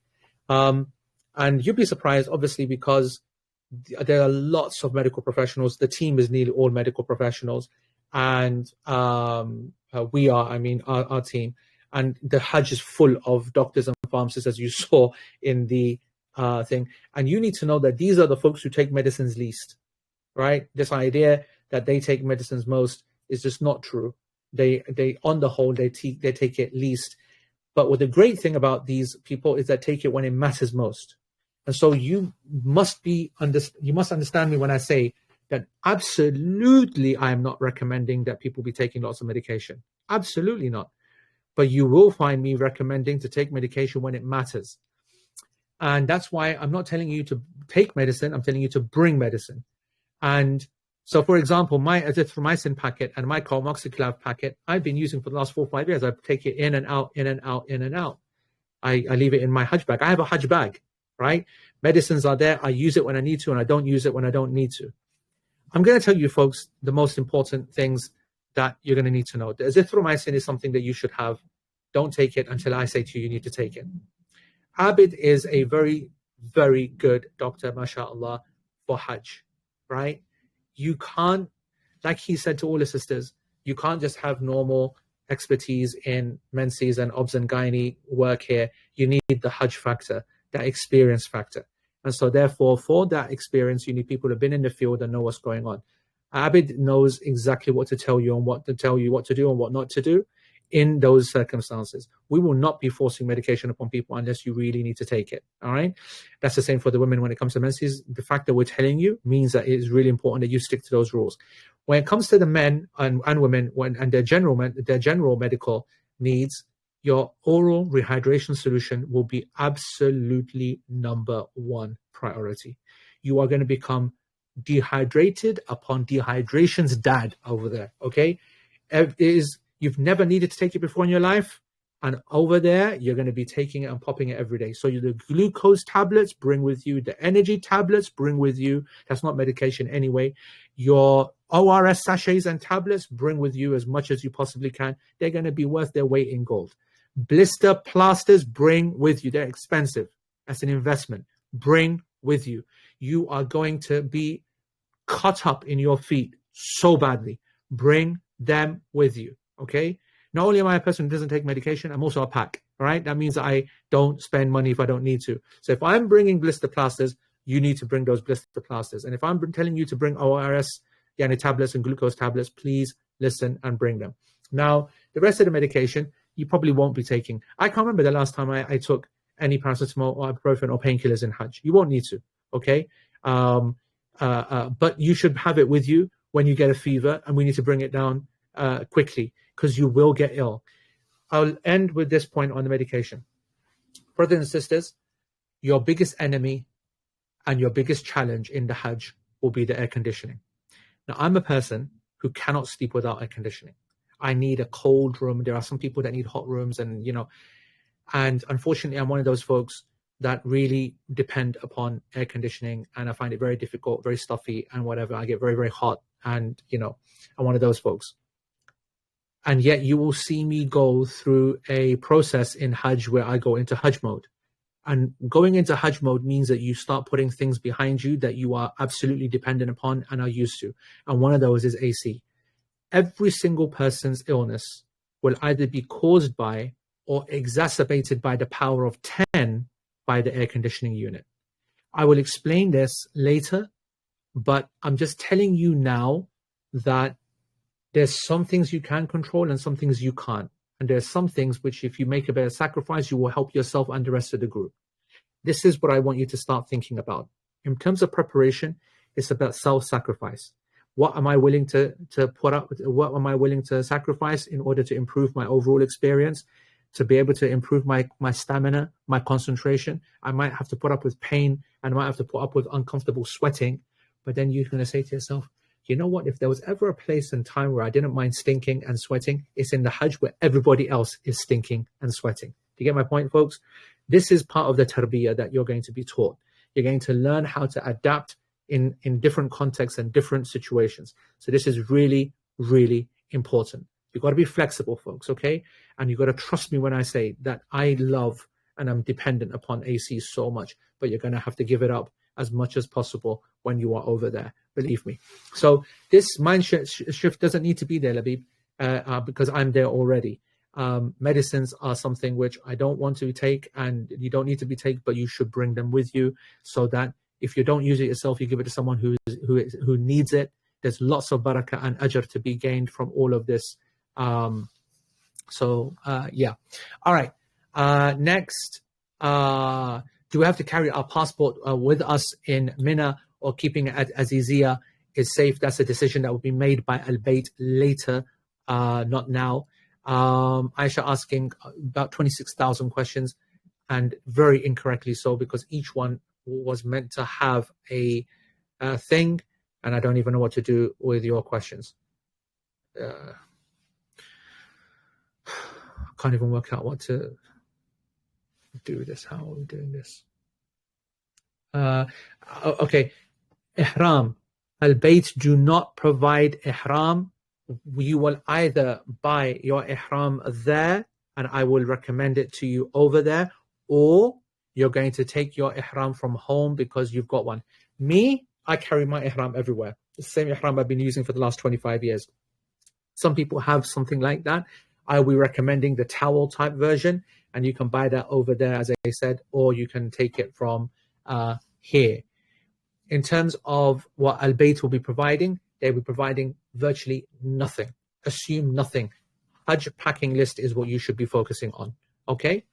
Well, I've spoken about washer dryer, spoken about luggage. Right. Now, in terms of luggage allowance, we still have not been told, neither by Saudi or by Turkey, what that is, and also whether it will differ for the US and Canada and UK. That's possible as well. So the answer is we do not know that yet, but as soon as we find out, we will let you know, inshallah. Yes, you can book your flight to Toronto because your Toronto flight is confirmed. Okay. Neck cooling fan is great. Why not? I have a USB one, which I keep here, which I really like. I want to just show it to you because honestly, it is so good. Where is it? Okay, I don't know where it's gone, but I have the thingy, a little one, USB one. Is so good, man. Got to find that. Right. That's great. An umbrella, yep. Hands free, yep. I've seen that. That's good as well. Now, listen to me. Naila asked an important question, right? Can I just bring a pillowcase and bed sheet instead of a sleeping bag? I've got to tell you that I'm a massive bed sheet fan, okay? And if you bring a small single bed sheet to use to put over yourself when you're sleeping in Muzdalifah, it is worth its weight in gold. And that's what I do, a single, simple bed sheet. But again, that's something which is, you know, your kind of thingy. It's just so good. So good, right? And it takes no space, does it? No space. I also want to say pillowcase is a waste of time. Oh yeah, and you can purchase that in Aziziyah as well. You see, I can't resist looking at the chat. Leave me alone. Now I'll tell you about Ibrahim. We used to do this, by the way, the bed sheet that we took but from your own bed, but you only have one bed sheet. So, when you're in Medina and when you're in Mecca and Medina, it's like, you can change everything all the time. But in Mina, right, where you're in your base camp, you've only got what you've got. They give you one towel, one sheet, and you're expected to use that for the whole period of time that you're there. You want to wash it, you wash it yourself, you dry it yourself. Obviously, things out there dry very quickly. In 1 minute, it's all dry. But I'm just telling you that if you take your sheet if you take your bed sheet from your Mina bed to a thingy, you got to bring it back because that's the only bed sheet that you're going to have. Remember that, okay? So when you do go back to base camp, and you will be going back to base camp for a couple of nights after Hajj, so you do need to take one with, you do need to have one. And as I said, you can buy that over there, it's cheap as chips. Husband's migraine trigger is lack of caffeine. Yeah, he can take some medication, yes. My husband took the first COVID vaccines. Do you suggest we take the recent one? I do, yes. I'm not obligating it though, but I do recommend it. COVID is going to be rampant again, okay? Asma asks, will my husband and I, will we be provided with our flight information departing from San Francisco? What do you mean? Asma, what do you mean? You don't have a flight from San Francisco unless you've bought your flight from San Francisco. Only you will know your flight. The flight that your A9000 flight is from JFK, not from San Francisco. You've got to buy your flight from San Francisco, unless I'm misunderstanding your question. Okay.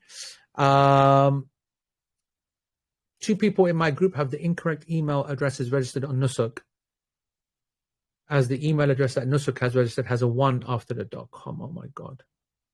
This wasn't due to a spelling error, as the verification email was sent when initially setting it up. So it must have been a glitch in the system. I was able to do the Nusuk booking with the Al-Bayt form being sent. Okay, Shaz, are you here or what? I asked you earlier on about the thingy. Shaz, are you here?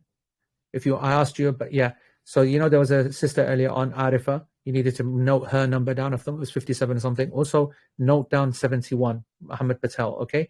We need to get in contact to try to get him the link to the form to ensure that, because there seems to be some, some problems there. Right. Safa, can you explain? No, that's not for now. Well, okay. Yeah, no problem covering the face for medical reasons, only for medical reasons. So this question which isn't relevant now, but I'll answer it now, is that, some women wear niqab, or some women prefer in groups to cover their face. This is not permissible in ihram. However, if a woman has medical reasons, and it has to be genuine medical reasons, then she can wear a mask. But my condition is that she's wearing that all the way through the Hajj then, and not just when she's in front of other people. That's not right. That's cheating the system. You can do that and then pay a fidya if you wish. But if you do have medical reason, then you are allowed to cover your face without paying fidya. No problem. Okay? I've already, right, what else? Why are people putting 10 questions in one thingy? This is so irritating. Folks, you've got to stop doing that. Otherwise, I'm going to completely... In fact, no, I'm not going to do it. What the hell is that, man? Why do you think we have 15 different categories and telling you to put each question in different categories? Because we are focusing on certain questions. And then there's people that put every category in one thing. Right. How much cash should we bring? That's going to be in the penultimate thing, because we need to do an assessment of costs and things like that. It's still too early for that. But the cash is mostly about gifts, not food. Yeah, because in Hajj, you get breakfast and dinner everywhere, and then you get lunch covered, you get fed, and lunch you need to purchase yourself. And it's about £8 a meal, probably. It's quite expensive. You can get very cheap food, but it's just too much queues, and you're probably going to get tired of that. In the days of Hajj itself, you will get you will get what's it called, a lunch as well. So the money really is about gifts and buying things and stuff like that. Okay. Right. We will speak about that a little bit later. Medical concerns. All right. So this is an important one. God, there's so many questions here. Okay, maybe I don't prioritize that because that is not the one. How much money should we allow for Qurbani? 600 riyals, but I will confirm that later. So I will share the schedule. Don't worry about that. Fragrance-free items does not refer to toothpaste, but it does refer to shampoo and conditioner. Simple brand is the easiest one, or any other one that says fragrance-free. But that means everything that you put on your body. Okay, so that's shampoo, gel, soap, XYZ. Okay, don't need to bring a sleeping bag. Okay, don't need to bring it. In my opinion, a sheet is much better, or nothing at all. Your jilbab or whatever is absolutely fine. You're going to be in a ladies only part when that happens. When you're in Mina, guys, you will all be given a thingy.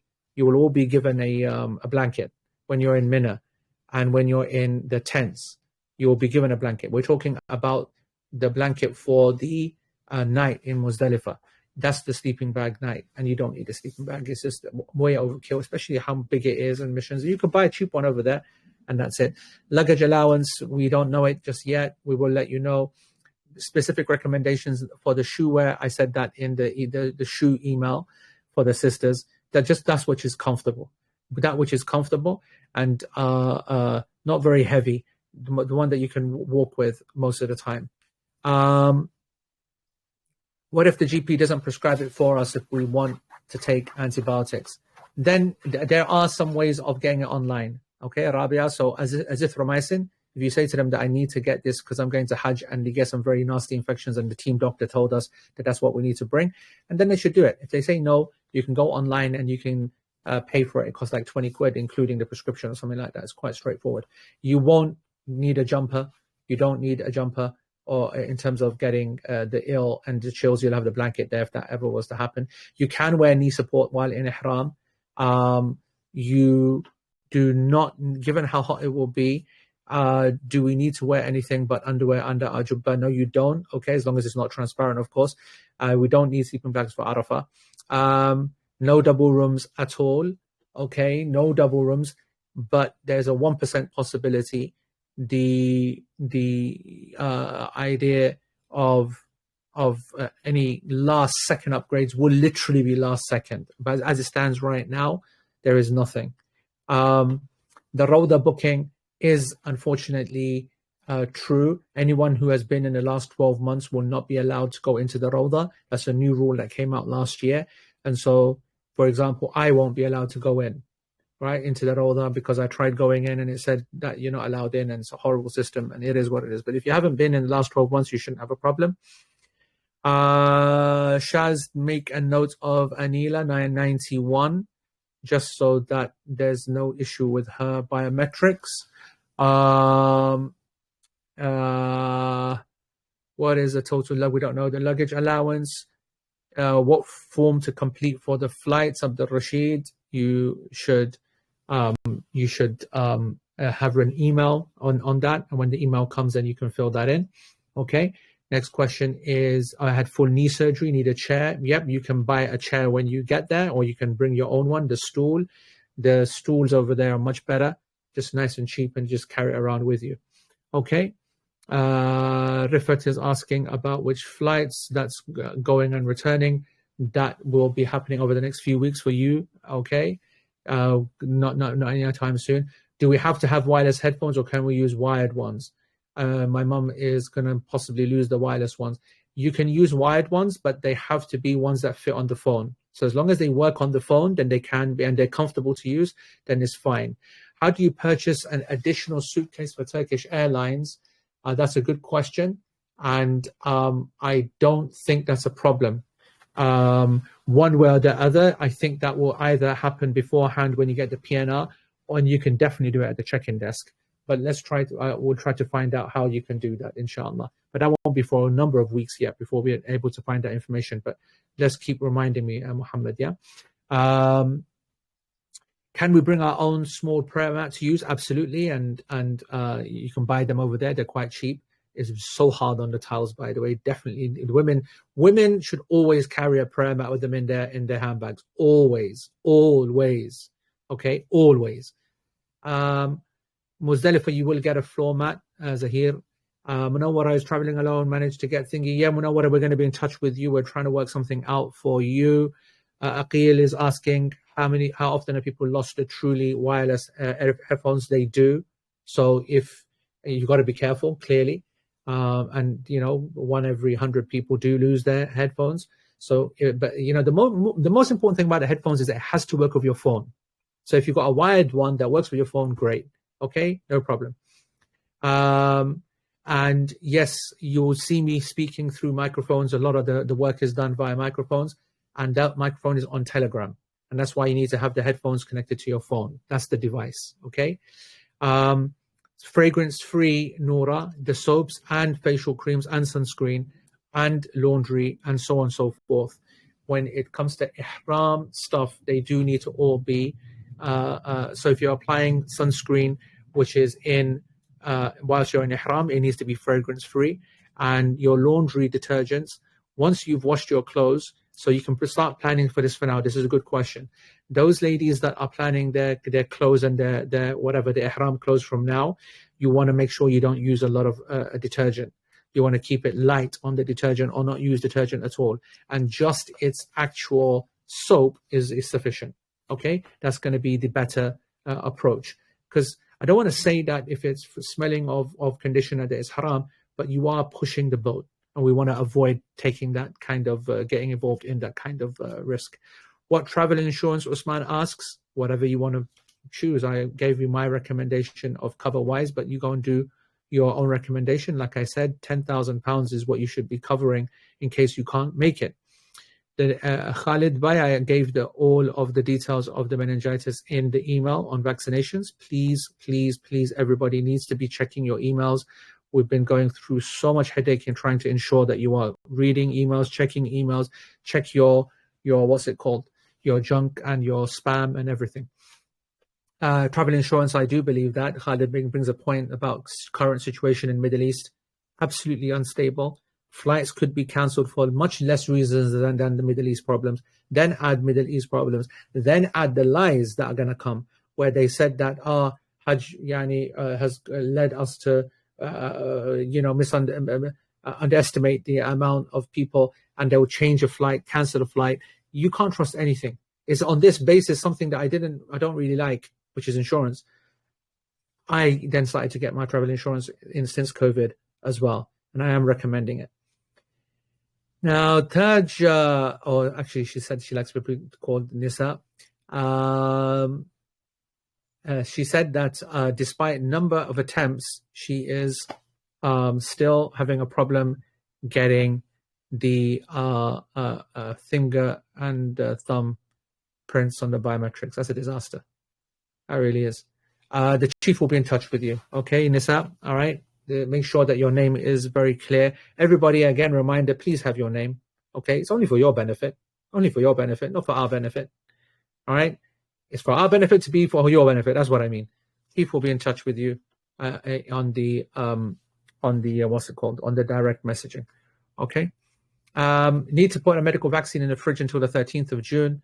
That shouldn't be a problem. You will have a fridge in all of your rooms. Should I cancel my life insurance? I do not. I don't think life insurance is permissible myself personally, so I think you should. I do not have any loan of any kind. I will speak about that in the next session. The visa application was successful. I don't know what the visa application is. If you mean the Al-Bayt form, then that's good. That's what everyone needs to do. We submitted our biometrics on the 17th of April. Submitted means that you only have submitted it when you receive an email saying confirmed. That's what it means. Then it could be another 3 weeks, 4 weeks until the visa comes. Okay, so we're all going to be sitting there and waiting. Okay, and don't worry about the passports or anything else like that. I will confirm what happens.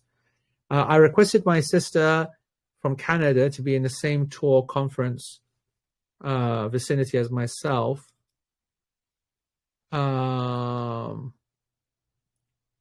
If she's part of the program, I can't remember. I think Hasina is. I seem to remember Hasina.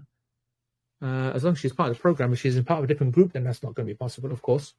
But if it's, but she's part of our program, which I am pretty sure she is, then she's, of course, yeah, she'll be with you everywhere. Shiwi. I never know. I don't know what the number. Well, I didn't know what it was, but now that you've said females use these at festivals, now I've worked out what it is. Should you get one? I'm not going to lie, man's like the idea of that, to avoid having to use the toilet in Muzdalifah. You know what? Man's is going to have to now Google some behavior. I bet some Chief, is something haram going to come up if I put shiwi? Chief, do I have fatwa to write this? Shiwi. Because I swear to God, yeah, did I do one for the men?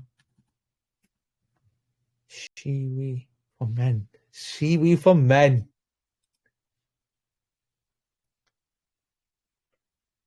That's big, Yara. You can't bloody carry that around. Chief, £1.79. Chief, we're getting that, Yara. 1 litre. Medisave. Sick.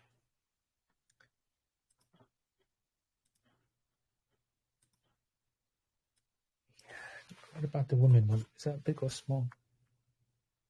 Ross. Theirs is even bigger. But theirs is cheap though. £1.79. £2.15. Medisave. Medisave Zindabad, bro. Medisave Zindabad. Unisex urinal. Chief, I'm not gonna lie. I'm not gonna lie, yeah. I'm liking this idea.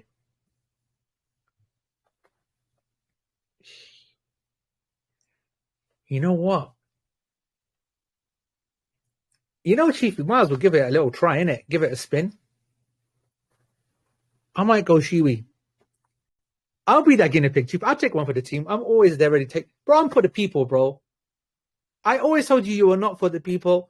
You are the chief. You are not connected with the people. I'm for the people, bro. I'm going to be that guy. I'm going to shiwi this. Male shiwi. Yeah. Yeah, I'm doing it. Just type in unisex urinal. You can type in female urinal, unisex urinal, male urinal, 1 litre. Shiwi. I'm down for that. I am absolutely down for that. In the amount of fitness training, is that throughout the day or in one walk? That's one walk. Yep. And don't use the numbers. Don't get too caught up by the numbers. I will be doing more than the numbers, by the way, just so that you know. Okay? I'll be doing more than the numbers. Like do more as much as you possibly can. Do you have to follow a madhab? No, you don't. Just need to follow my instructions. Okay? The travel bag to Mina, I've already covered that. Will there be access to a refrigerator? Yes, there will be. And even in the tents, we can ask the kitchen people to do that. Okay? I'm telling you, man, I am excited by that idea because the nightmare of nightmares is toilets in Muzdalifah. And if there's a way, and I will deal with your wudu things. I've got a trick for that, yeah? And I'll teach you how to make wudu. Those who fiqh did fiqh salah, this much water. But you can't blag going to the toilet, innit? I didn't think about this before. You see, you learn something new every year. How long have I been doing this? Right. Yes, there are books that I'll be recommending you. Coming to the end now, folks. No update on luggage allowance. Who will be put down as emergency contact? Will it be the person we travel with or someone back home? Someone back home. Yeah, because I will be the representative, of the one who's there. Soap has to be, is it your opinion?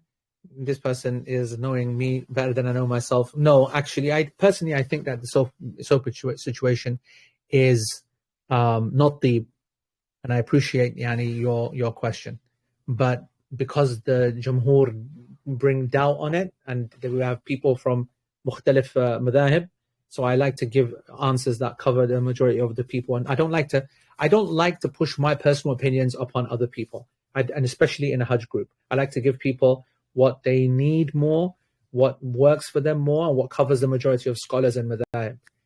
personally, shakhsiyan, I don't think that sabun is tayyib, right? But I also use simple because I got to set the example as well, right? Do we sleep in ihram? Yes, you do. Okay, and what happens? I'll cover that. We'll be covering that. It's not something you prepare for. People were asking, do we take a second ihram? You absolutely don't. You get used to washing and cleaning. Okay, so that's that.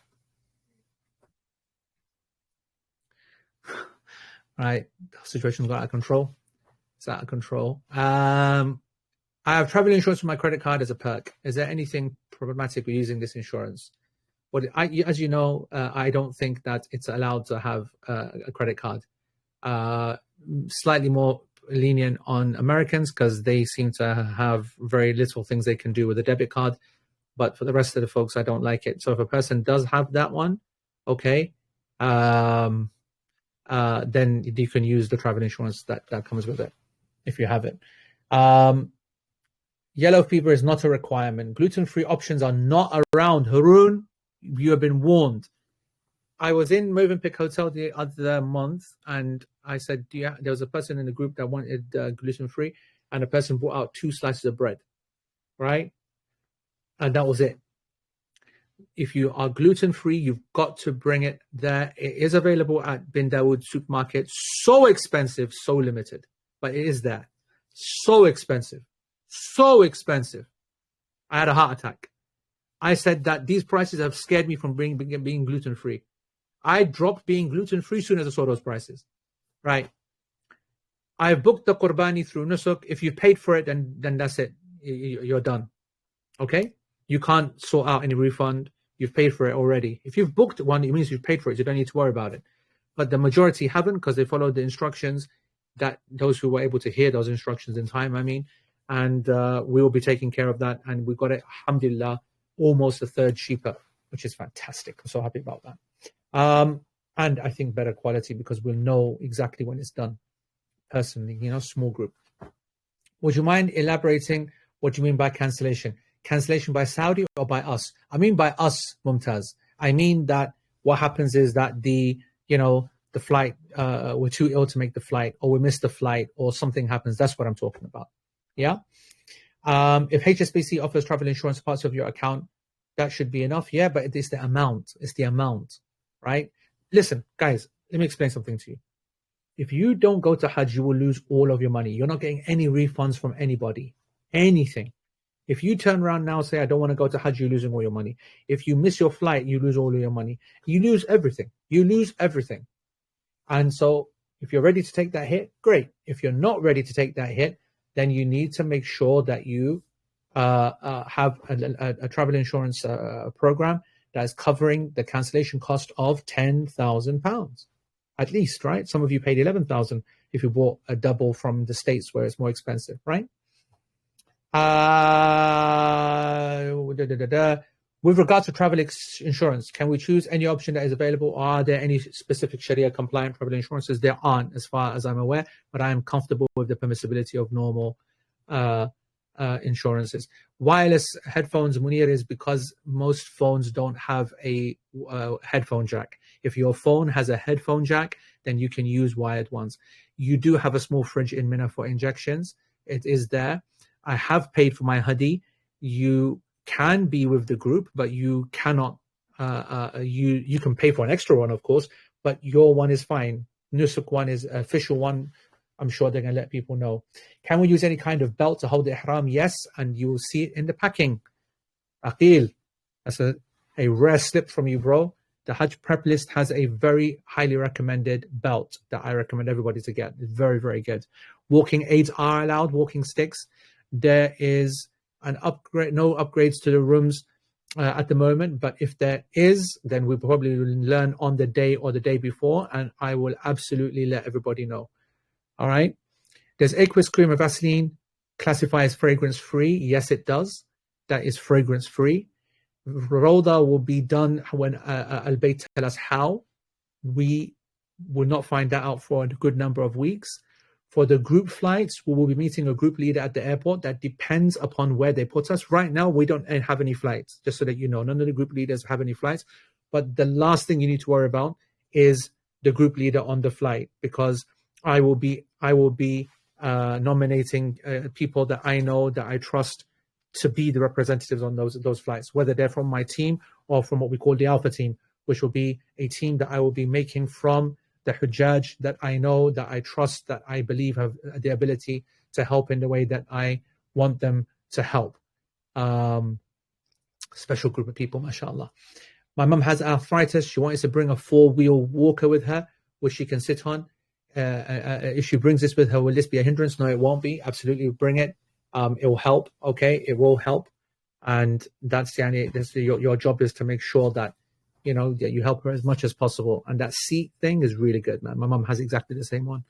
My mum filled out her biometric form but was not asked for fingerprints, and her form was sent. How's that possible? I don't know what that even means. You might need to open up a ticket. See if there's a ticket, or contact them and give them the number. There must be. When you in the email, you receive a number, don't you? So take that number and send it to whoever the authorities are. I'm sure there's a helpline or something. You're gonna have to deal with that. Them. I'm afraid we don't have any connection with those people. In details for the biometrics, I put my old passport number for the previous visa. Allah Qassam. Allah Qassam, did you do that? Shaz, write down 145, Yara. What the fish, man? Mullah's killed us there, bro. I put in my old passport number.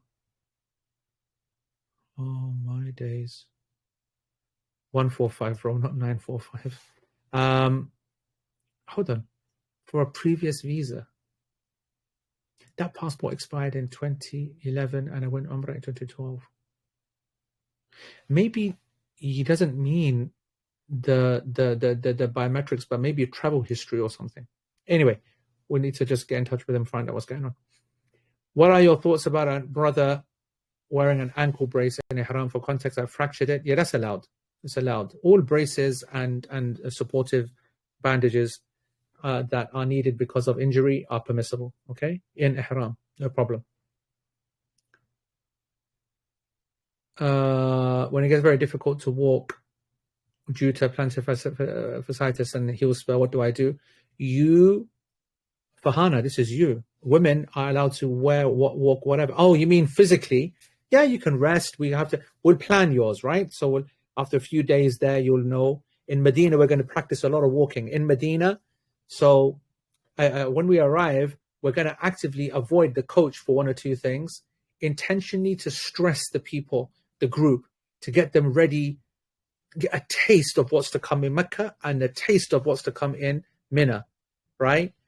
So in Medina, you'll get a feel for what we're talking about in terms of temperature and in terms of walking distances. We're going to do 2 big ones, yeah, that are not obligatory, but I'm going to force it upon you folks so that you get a real feel for where you're at, how your shoes are at, how your slippers are at, how your injuries are at. And once you got that kind of feel, then you'll be able to then start making, then you'll say, right, you know what, I'm going to really struggle, Hajj, I need a plan. So then we can work with you individually to make a plan. Wheelchair, push person, hire a helper, blah, blah, blah, blah.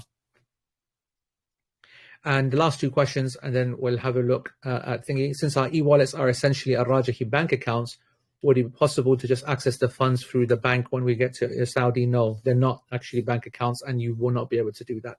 I had my biometric done, and I got the email that was successful. However, whilst taking my picture, my glasses were on, though the instructions was without glasses. Oh, my days. I think what happens, bro,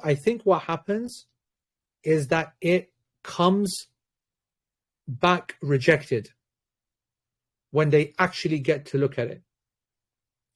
And then they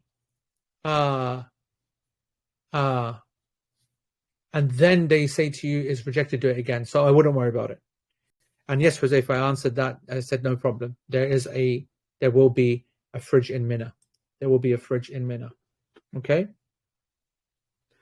That I had when they check and they verify. Mullah, I think what you need to do is that no. Shaz, we need to just actually understand what he's done. Maybe he's done nothing wrong.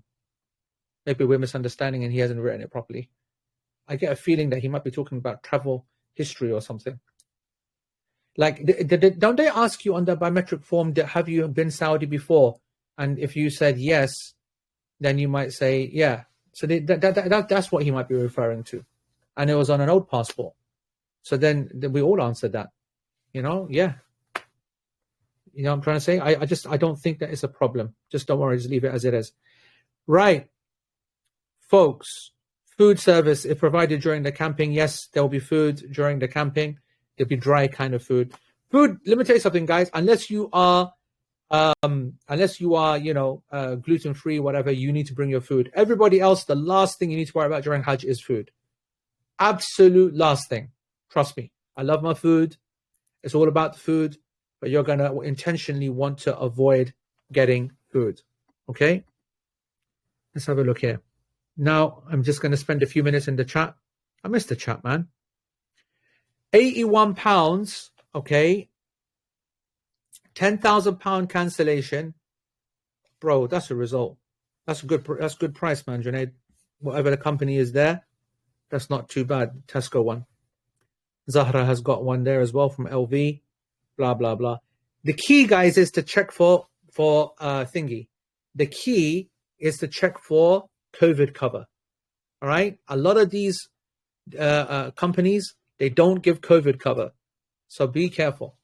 Yahya says that both submitted the fingerprints for biometrics, received an email saying that the application is submitted successfully. But my wife received an email saying application under review. And it's been a week. Is this a problem? Yes, but not a problem. Meaning that is what happened to Shazad as well.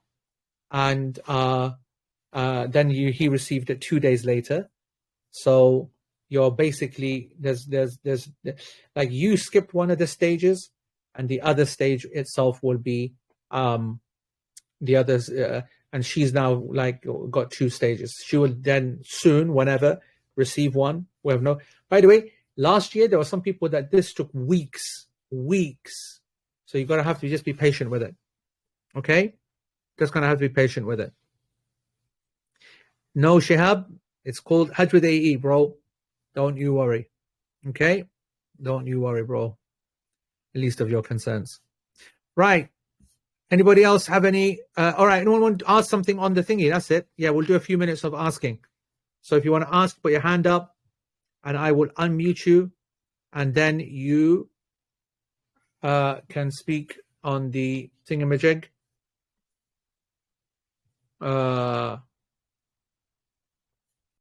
Okay. Let's go, Aziz. Go. You got to unmute yourself, though. Aziz Baji. Oh my God. Basically, Kids. talking about gloves. Huh? So gloves. So I know gloves are not allowed in Haram, but I found these sleeves that cover the front of your hand.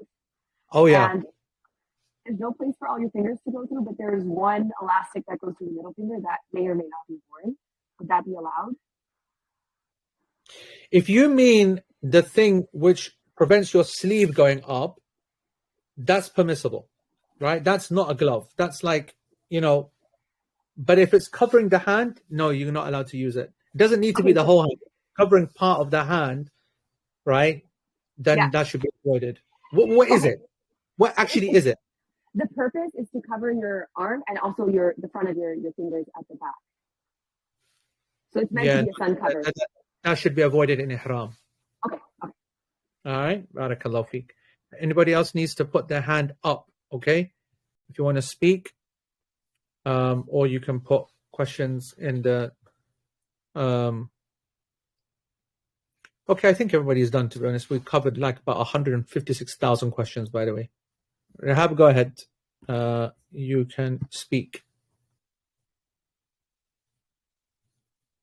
You got to unmute yourself. When I say you can speak, then you can unmute yourself, and then you are able to speak. Anybody else that wants to speak needs to put your hand up. Go ahead, Rahab. Assalamu alaikum warahmatullahi wabarakatuh. Can you hear me? I can, yeah. Yes. My question is, it's a request. I don't know if it's possible, but is it okay for my mom-in-law and my husband and me to be in the same room, knowing that she's an old lady over 70 and also has low blood pressure, that sometimes she faints? You mean in base camp? You mean you've already got a room? Wait, there's only 3 of you, right? Yes. And you've got a quad room. Correct. Quad places, sorry, yeah, quad places, yeah.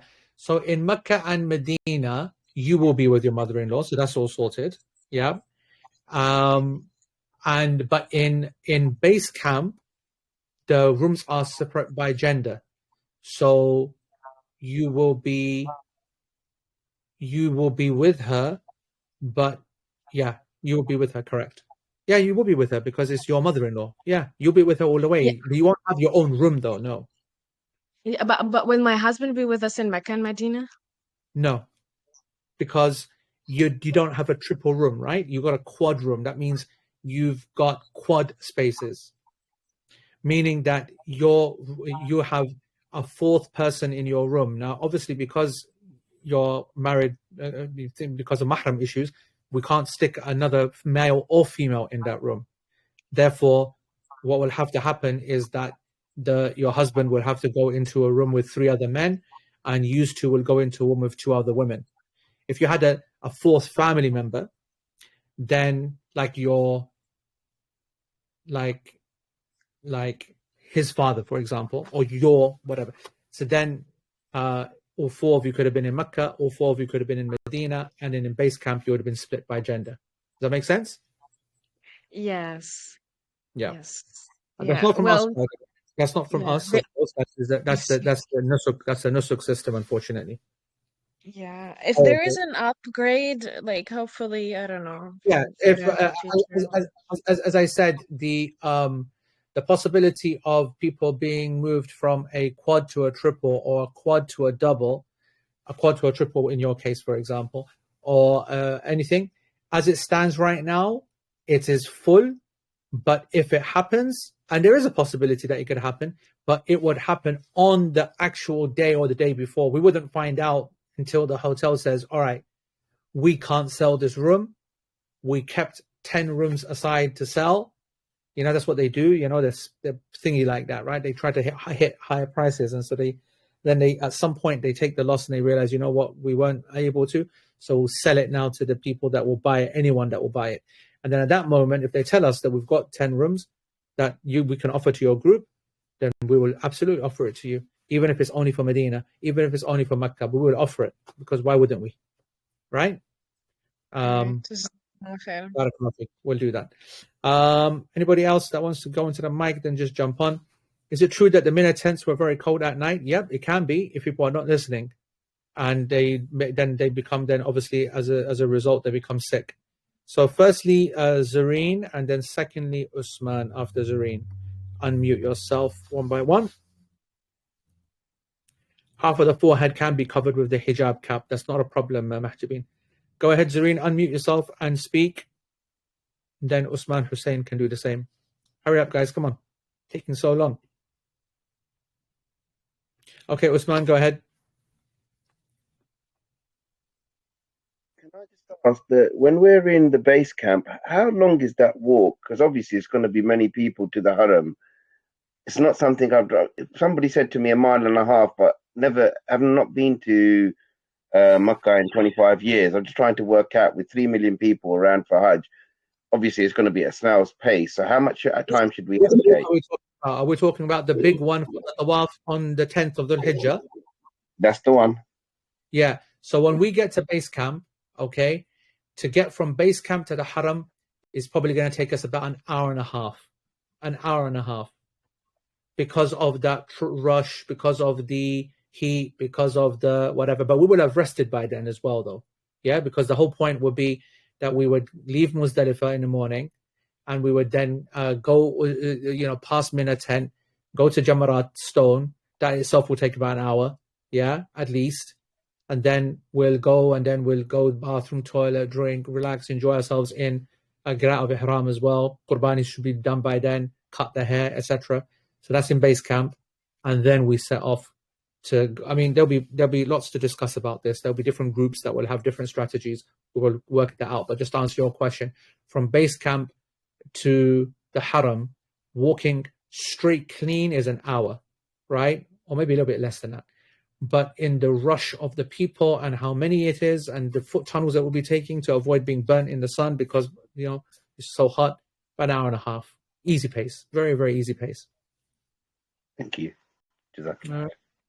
Zareen, you're still allowed to speak if you can make it work. Okay, assalamu alaikum wa rahmatullahi wa Yeah, barakatuh. it's working now. Well done. Yeah. Okay, good, alhamdulillah. Jazakallah khair. Actually, I got an email this morning from Al Bayt, but they have picked up the email from my previous registration with Nusuk and not the one that I have registered this year with my husband. Is that a problem? Oh. Did he get his email? I haven't checked with him. I can check. Anyway, the answer is no, it shouldn't be a problem. Okay. And fill it in and send it back as it should be and tell your husband to do the same. And then if you don't, and that's fine. Because we will be told whether you haven't filled in a form. And if you haven't filled in a form, then we will know. Shaz, write down Zareen's name and just keep a note of it. We will know that the reason that happened is because of what you just described. That there was some kind of problem with last year or whatever. Yeah. All right. Okay. Anybody on the microphone? You see, El Junaid, I told you Saadia is the most useful person on this planet. What honestly, amazing. I should have told you that. I knew that, by the way, that you should always go for annual cover because it's a very, very good price. Tamir is saying, can we get a USA version of all the medication and hydration tablets you mentioned, or maybe a detailed list of the UK version? So all of the ones, Tamir, that you need are actually on the packing list, okay? Just so that you know in terms of names. Ibuprofen is still called ibuprofen. Don't really need that. Azithromycin is the actual drug name. That's the American, name.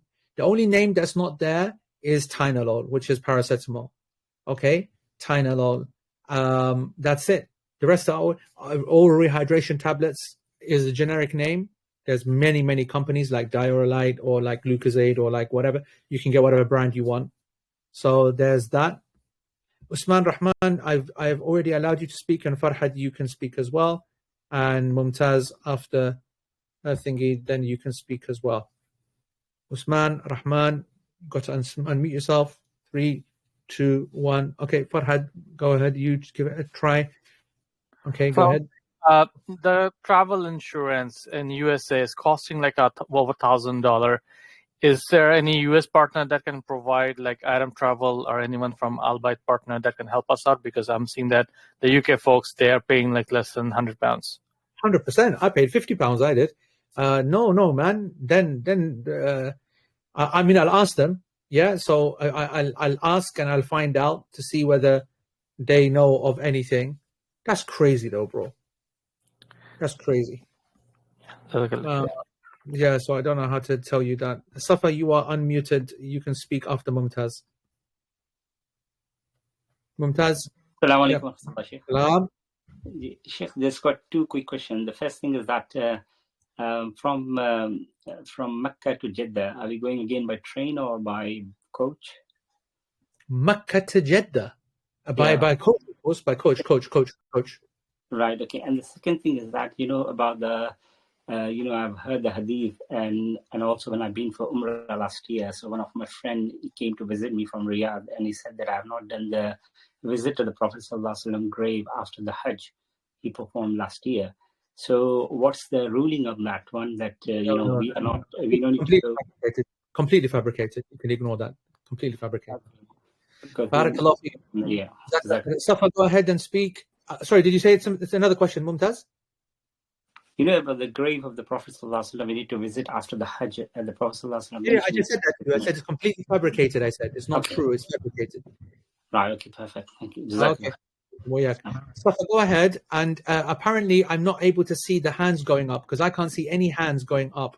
So if you just put in on the group chat that you got your hand up, then I will unmute you. So I don't know why I can't see it. Usman Rahman, You're I tried. gonna have to scroll through and find those names that way. So I'll unmute them, inshallah. Okay. Assalamualaikum. Salam. Go ahead, Safa. Sheikh, is it accurate that you're not able to enter a camp which you are not registered in? Like, for example, we're in my team, I cannot enter Majab, correct? What it depends what you mean by enter. I have a family member who is like 90% disabled, but I would like to try to check up on her if I have a chance. Oh yeah. You can visit people. Yeah. You can visit people, but you just have to blag it. Wing it, blag it. Blag it means wing it. Yeah, you'll get a necklace and you'll get things. You can visit it. Mina is fantastic for that, right? That's what we're going to be doing. But you're gonna just have to plan it because obviously we're at one end and they're at the other end. So when you go, for example, and it's not easy to get there as well. So when you get to Stoning, for example, then you could take a little detour and see them there. Right. Yeah. Right. And I do remember we spoke about it's your brother-in-law, isn't it? Your husband's my brother and his wife. Yeah. Okay. Barakallahu fikum. Salam. Well, I am from Toronto, and we have packages at 10,000, and the flight goes directly to Jeddah. But then we have a flight to Medina, but the connecting flight is only 45 minutes from the time we land.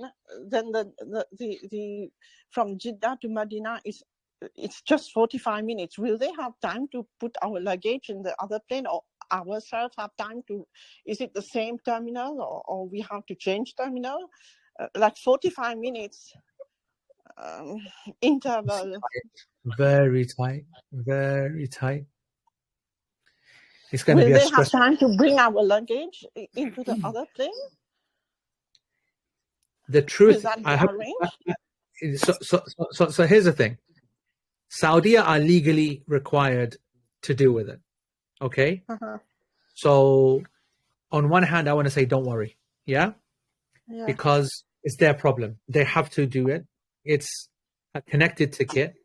It's one complete PNR, and it's their own airline, everything. So that's the good thing. Now you ask, in my experience, I can tell you that is a horrible connection. Yeah? And 45 minutes. 45 minutes is a very, very, very, very little time. The good news, though, is that we did have this connection last year and everyone made it. And the good news is that it is the same terminal and the bags are right there as soon as you come out of Jeddah immigration, and then you've got to just check it in again on the left. That's like a weird part. But the point is that if the luggage didn't make it, Saudi will 100% bring it. Okay, so we don't have to pick up the luggage at Jeddah. Actually, I know you're not going to believe this, but actually you do. You do. It's so irritating, man. And it happened to us last year, and you do. You have to check it in. The good thing is that it's not like so when you check in for a flight, when you've arrived at an airport, you got to go out and then check in at the check-in desk. Yeah. In this one, you don't need to. The check-in desk is like a airside check-in desk. All right. It's an airside check-in desk. So I want to say that as soon as you come out of immigration, I can see it right now because I did it last year. You pick up the bags right in front of you, and you turn left. You walk about 1 minute, and then you turn left, and then you put the bags in, and then you go. Listen, no point stressing yourself out. There's nothing you can do about it. Nothing. So just relax. You can't change it. It's a really, really good flight, this flight. And just going to hope that it's going to be okay. We made it last time. Asif mentioned that he made it as well. And if you don't make it, it's Saudi's job to cover everything that happens. Okay. At least because I know sometimes just to get out of the airplane, it takes 20 minutes or something like that. But I think there's nothing that we can do about that, and nothing you can do about that, other than to make sure that you're ready, that you've been to toilet beforehand, that you've done all the things that you need to, that you've got, if you're a wheelchair user, that you've told the airport in advance that I need to have wheelchair assistance. You know, sometimes that works, sometimes that doesn't work. There's very little. I guess, Chief, I can snap. Chief, it appears that it's a typo on Nusrat, that there's 2 hours 45 minutes layover. Yeah, from our records, it's 2 hours 45 minutes on A10,000. Toronto A10,000. It says 4:40 arrival and 5:45 thingy. Danish is like, which country are we talking about? Which Umrah are we talking about? Danish, what do you think we're talking about, bro? It says here, 1 second. It says here 13:55 arrival time into Jeddah on the 31st of May. Departure Jeddah to Medina 16:40. Oh my God, he's written it right. He's written it right, bestie. Naseem, you've made me, and No, they not changed it. I made the mistake of listening to you and not checking myself. There is no 45 layover, man. You arrive at 1:55. Your flight is at 4:40. Okay, that's great because it was 45 minutes before. It's great now. After the last 10 minutes, Yani, we've just wasted time. That's great. Alhamdulillah. I'm sorry about that. I didn't check it. You're not sorry one little bit. But you're not sorry one little bit. And the worst part of this is that I cuss Danish, now he's going to cuss me. Okay. Danish the pack. Can I from Toronto tell them that I want my luggage to go directly to Medina? No, you can't. No, you can't. Don't worry, they'll be. Might will pick up your luggage. Don't worry. Might will be delighted. Don't worry. Jazakumullah. Assalamu alaikum, Sheikh. Yeah, just a quick sort of. That hurts more, Danish, by the way. You and your lens of love and ignorance. Go ahead, sorry, bro. Abdul Qadir, go ahead. Yeah, it's just a comment. I think earlier on while you're talking, somebody had put a message about when to take the meningitis C vaccine. I would suspect they need to do it now because at least a month will give you enough sort of time for response for the antibodies. So I thought I'll make it because people are listening. Yeah, I think it's good. 10 days before. But legally, it has to be done 10 days before, correct? 10 days before, yeah. But what I'm trying to tell as a doctor is that the earlier you take it, your body allows that much time to create the necessary antibody. Yes, definitely. Comment, yeah. Barakallah. Yeah. Right. Apparently, Usman, you are. Go ahead. Have another go. Go ahead. Assalamu alaikum. Sorry, can you hear me now? Yes, we can. Okay, perfect. I have a question about. So I know we're not supposed to wear any kind of head covering. Is there some kind of umbrella that we can wear with a backpack that covers the head, provides some kind of shade? For a backpack, if you can find one, then you could, but you'd normally just use. Hold it, that crazy idea of holding one. Fair enough. So I guess the umbrella is a backup option. Okay, that's hold it, bro. Just hold it. Yeah, we're all going to be holding it, bro. Fair enough. That guy. Right, Nada, go ahead. Then Wasim, then Ashfaq. Assalamu alaikum. So regarding contacts and glasses, I wear glasses, but I prefer contacts because they're easier to see with. How practical is it to have contacts on Hajj? I have the disposable ones. Disposable ones. Yeah, no problem. Disposable ones are easy, yeah. What are the logistical issues with disposable ones? It's just you carry some more stuff, like more contacts and solution and stick things into your eyes and all that stuff. I mean, listen, if you need it, you need it. But the truth is that generally in the pilgrimage, whether it's Umrah or whether it's Hajj, I tend to find more people relying upon glasses than contacts, only because going to the bathroom, finding a mirror which is clean enough that is easy to see, for example, the constant need for washing, etc., is going to be a mission each time. Not impossible, but a mission each time. And so my general advice is that you would be using your glasses and using your glasses as opposed to contact lenses. You know, Chief, did we forget to put down sunglasses on the Hajj form, the prep list? If that's true, and I can't believe that I would forget that, that is absolutely number one priority.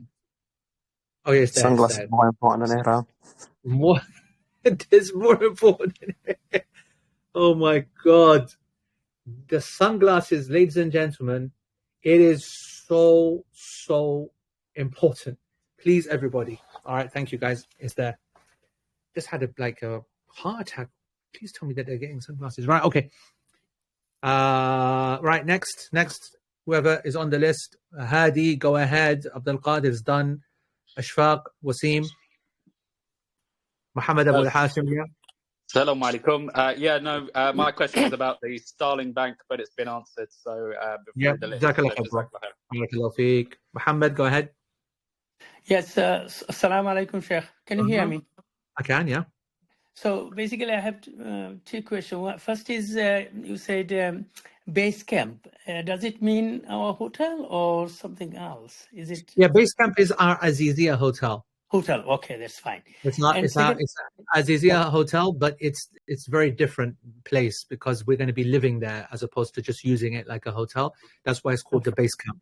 If you've seen the videos on the Hajj with AE website, if you go to Hajj with AE to experience, you'll see the video that's called base camp. It'll give you an idea of what we're talking about. Okay.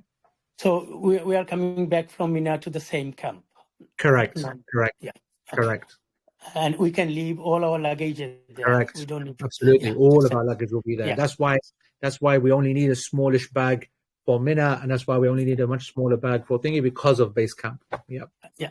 Second thing is that I already asked this question and you answered, because I'm still little bit worried about my glasses. When I was doing the picture and it was instructed not to wear the glass, but I did it. Yeah. But they accepted it. If it was. But what did accepted mean? Did it say under review or did it say confirmed? No, they have not done anything. So when I have done everything, they said you just review, and then I reviewed everything, but there was no option for any editing. So basically, it's done. The email. Come, it's a confirmed. Confirmed. Yeah, that's it then. Same as me. I got my confirmed. We're waiting. We'll wait for the next few weeks. Alhamdulillah. And last question is then travel insurance. It is my bank account includes travel insurance. Do you think that's enough, or I have to get another travel insurance? You don't need to get another one. But what you need to check is what is the amount that they will cover in cancellation. Okay. Because it will normally be £2,000-3,000. That's what the normal holiday. Okay. Magar, we paid £10,000. Right. So normal travel insurance will not be covering a £10,000 cancellation because never is anybody on holiday £10,000. Yeah, that's true. I have to ask them. Yeah. Thank you very much. Assalamu alaikum. Alaikum salam.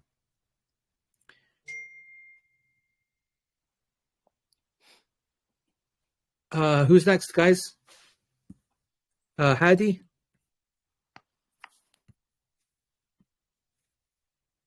Okay. Assalamu, brother. Should I join or Ashwaq? Yeah, go ahead. Okay, go ahead. Assalamu alaikum, my sheikh brother. I'm calling from California, San Francisco. Yes, I saw Asma's message earlier on. Oh, thank you, my sheikh. I'm just concerned about my answer, though. Did you hear my answer? No, Asma asked. Okay, just in case you know whether she asked or not. Okay. But she mentioned about when do we get details about our San Francisco flight? Yes. And I was like, what San Francisco flight? Why would I know about your San Francisco flight? Oh, see, that's the thing. That's what I'm concerned about. Who am I in the right place? Are we in the right place, or who should we be talking to? So, first of all, you're on A9000, and you received an email from Widad. Do you remember that? Yeah. Yes. And you know that you're leaving on the 30th and you saw the email that I sent yesterday, which has got the flight list, and I said everything is confirmed on this flight list. Yes. Yes, that's why we asked that question. That's why. Right, great. So let's look at this now. You can see that it says the 30th of May, leaving at 11 o'clock. Yes. Yes. And you can see that you'll be back at JFK at 9 a.m. on the 23rd of June. Yes. Yes. Now you are clear to purchase your own San Francisco connection that makes sure that you are there well before, 6 o'clock in the morning on the 30th, something like that. Or you might want to come the night before. That's, and stay locally in New York. And likewise, on the return, my advice would be that you would be getting an afternoon connection, because, to make sure that if there's a few hours delay or something on the way back out of Jeddah, so like maybe a 2 o'clock or 3 o'clock or something like that connection back to San Francisco on the 23rd. Does that make sense? Yeah, it makes sense. My brother Sheikh, but what happens, I think this miscommunication. We thought we were leaving from San Francisco directly to Jeddah. That's definitely, yes, some kind of miscommunication. Every single Hajj place from every person in this group that we have here are all flying from 4 airports only: London Heathrow, Manchester, Toronto, and JFK.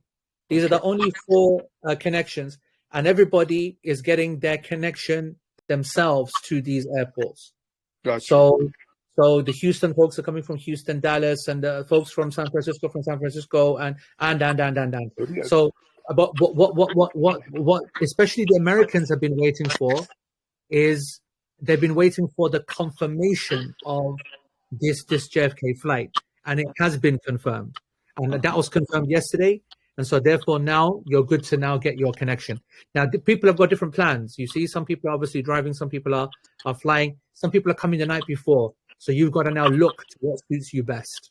Mm-hmm. Okay. Okay, brother. All right. What was it? Was there another question, by the way?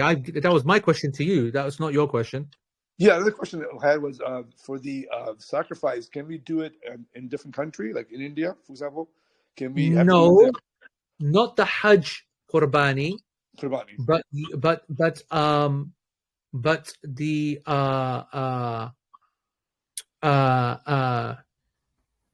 what's it called? The Hajj Qurbani you got to do in Mecca, but the one that you can do from your own self, because you're obviously allowed to do as many udhiyah is called. Yani when you do udhiyah, what we call Qurbani in our language, but it's called udhiyah, whereas in Hajj that Qurbani is called al-hadi, right? Okay.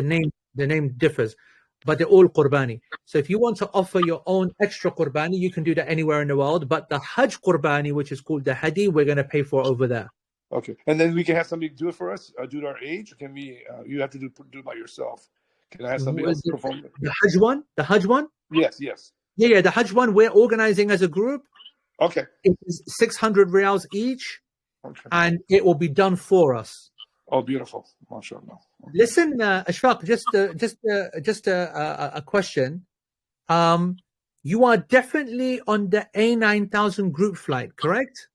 Yeah, I think we had a miscommunication because my niece did it for us from Canada, and she said San Francisco, so I thought maybe it's from San Francisco, it's a direct flight. And I have the itinerary on Newsac. It says San Francisco to Jeddah. I didn't see New York at all. That sounds like a custom flight to me, Sheikh. Yeah, it sounds like you've already got your ticket, Ashfaq. It sounds like you're not on the group flight. I think I'm. Yeah, probably am. You're probably right. I need to go double check because it says I'm leaving June 1st from San Francisco. Okay, can you send us a screenshot, please? Post it on the chat, just so that we can verify. Okay, thank you. On the chat, take a screenshot, post it on the group chat, please. Yep, so that we can then. Yeah, Ishfaq's on a custom flight. Is he? Yeah. I'm sorry. He's a custom flight. Ashfaq and Asma, yeah, Chief. Yeah, Ashfaq and Asma custom flight. Yeah. What do you? So I'm sorry. that's What do you mean by custom okay. flight? That's like Custom flight means that you purchase your flight yourself already. You're not on the group flight. Oh, okay, got it. Okay. So So I we should think, be okay. Chef, what you were saying about Americans not being used to not having a ticket, I think that applies in this situation where he. So they. Sorry, go ahead. Sorry, they have a Air Italia flight, San Francisco to Rome, Rome to Jeddah. Okay, so we're gonna meet. So I'm gonna meet you guys there in Jeddah. We're gonna meet you there. Rome to Jeddah. Yeah, Air Italia, San Francisco, leaving 1st of June, 3:15 in the afternoon. Duration 12 hours. Arrives into Rome 12:15 on the 2nd of June, and then going from Rome to Jeddah on the 2nd of June, 10 past 4. Arriving into Jeddah on the 2nd of June at 5 to 10 in the evening. Yes. What kind of bakwas is that? Custom flight. What kind of custom flight is coming, Yani, or when Medina is finished? Allah has His plan. That's what we got now. What? I'm lost. I'm completely lost. How? Allah Sabrin. Hold on. We need to Sorry. So let's get a look at the itinerary, bro, and then we'll have a look into this, bro. It's not. Yeah. Okay. We're gonna have to get in touch with you separately, Ashraq, because this is Yani, your niece is gonna have some answering to do because she's left you up the flipping creek without a paddle. I'll tell you right now. Anyway, chalo. Let's we'll have to thingy. Danish and Arif and the team, they're going to be getting in touch. They'll call you and work out what on earth is going on because this is a mess. So, khalas, we'll see what's happened, inshallah. All right. Thank you. Barakallahu feek. Jazakallah khair. Anybody else, guys? Hello, assalamu alaikum. Can you hear me? We can hear you. Yeah. So, I'm flying in from London in the UK. Yes. I understand that it's sunnah to spend the night in the Mina camp. And yes, the 13th, you asked the question about the 12th and the 13th, yeah? Yes, and I intend to do so, but then also wondering if it's okay to spend the non-night times do it at our designated Azizia hotel. What do you mean non-night times? Oh, you mean the daytime, you mean? Yeah, the daytimes, yeah. No, it's not. We'll be speaking about that. It's not something that we're going to deal with now, and I will be covering that issue. It's not good. It's possible, but it's not good. Why? Because the Prophet ﷺ didn't do it. Is it not just the night times that's the sunnah? And no, the nighttime is obligatory. The nighttime is obligatory, and the daytime is sunnah.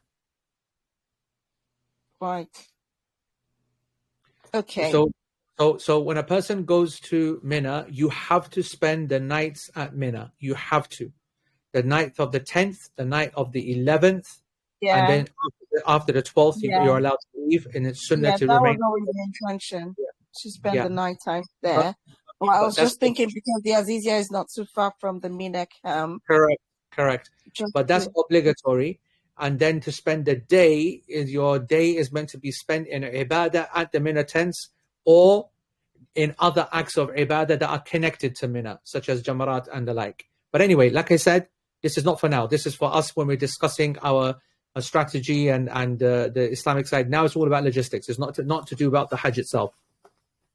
Another question I have is this app, this visa app. I don't know about others, but I'm still having issues getting my biometrics done. I've been on it for the past 7 days. I've been as patient as you could possibly be. I think this is probably worse than Nusuk for me, to be honest. Well, I'll say it was worse than Nusuk, 100%. It is horrible, man. It's horrible. So have you tried a different device, somebody else's device? What phone do you have? I've tried the iPad. I have the Google Pixel Pro, which is supposed to be really good for one of the best for cameras. Is the light on? Is your light on when you're doing it?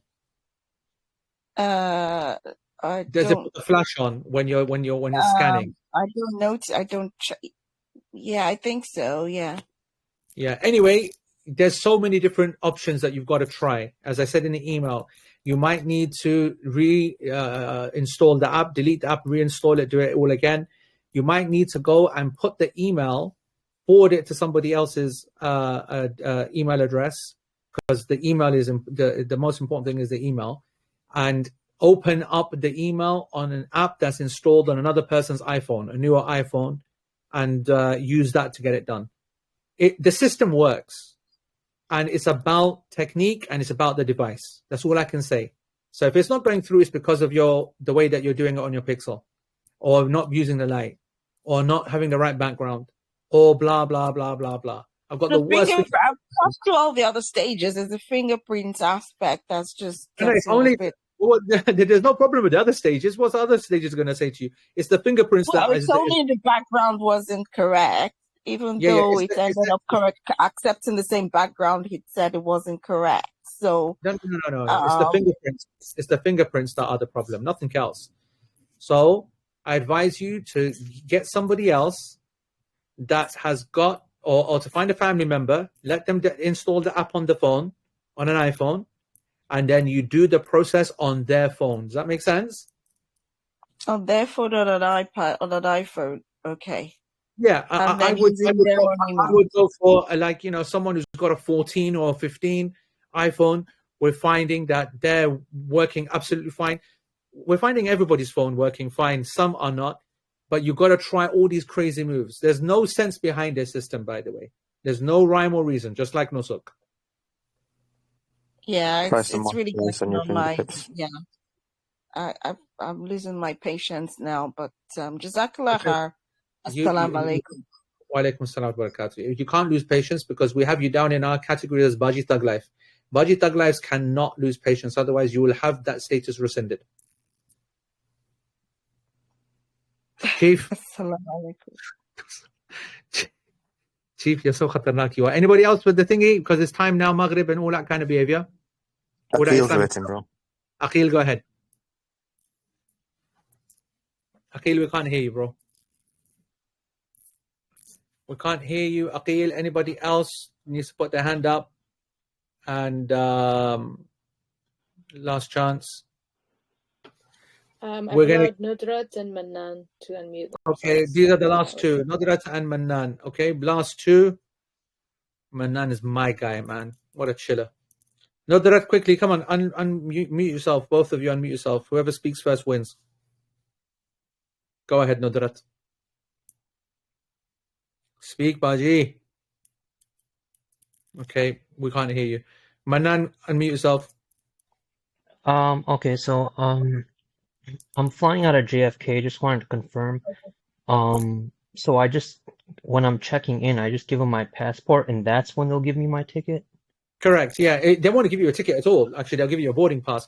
Tickets are now a thing of the past. You don't actually receive tickets, but you don't need to worry about that. It might be that a couple of days before we leave, they might actually even give us something physical. The point that I'm making is that for the next 4 weeks, exactly next 4 weeks until the 21st, 23rd of May, nobody needs to worry about a ticket. You just got to make sure you fill in the Al-Bayt form. Otherwise, you won't even have a ticket. Does that make sense? Yeah, I did that. Have you sent that form in? Yeah, I sent it in. The only thing I wasn't sure about was the passport picture. I had to attach it a few times, and I'm still not sure it did it right. That's minor. That's minor. Okay. The most important thing is just the form. Any details inside, they're not nusuk, it's al-bayt. So what they are worried about mostly is the name for the ticketing. That's what they're really focused on. Okay, right? Yeah, I got the email today and I did it. Khalas, good job, bro. Nice one. Jazakallah khair. Nudrat, final chance. Okay, assalamu alaikum. Alaikum salam. So, on the day of the flight, 30th of May, it's 11 a.m. So what time should we be at the airport? The usual 3 hours earlier or earlier than that? Earlier, yeah. I would say 4 to 5 hours earlier. So you should be there by 7 o'clock latest. Okay. Thank you. Barakallahu feek. All right, guys. Assalamu Jazakumullah. Alaikum salam. Aqil, you're Fine just in afterwards. there, bro. Just in there. Go on. A few quick things, Sheikh. Regarding the vaccination, it's mentioned at least 10 days before. That's And the one of last our, time. Yeah. yeah, is there also a, how do I put this? At the most, how many days before? So is there Oh, there is no bonus. That's why I said do it now. okay. Understood. Then regarding the ihram belt, are there any specific requirements like stitching and stuff like that, No, or no, can we choose anything. anyone? Anything. The one that we put though is very good. Okay. And I checked also with Al Bayt, Germany representative here, and based on their experience from last year, we don't need to upload biometrics on any kind of app. That's what we Did you understand. Europeans, Canadians, and Americans are exempt. Okay, so you also had a chance to double check this. Yani, double check. That's what we got told from someone as well in Al Bayt, which doesn't necessarily mean anything, but taqriban, that's what it is. Seems like it. Only the Brits are cursed with this because.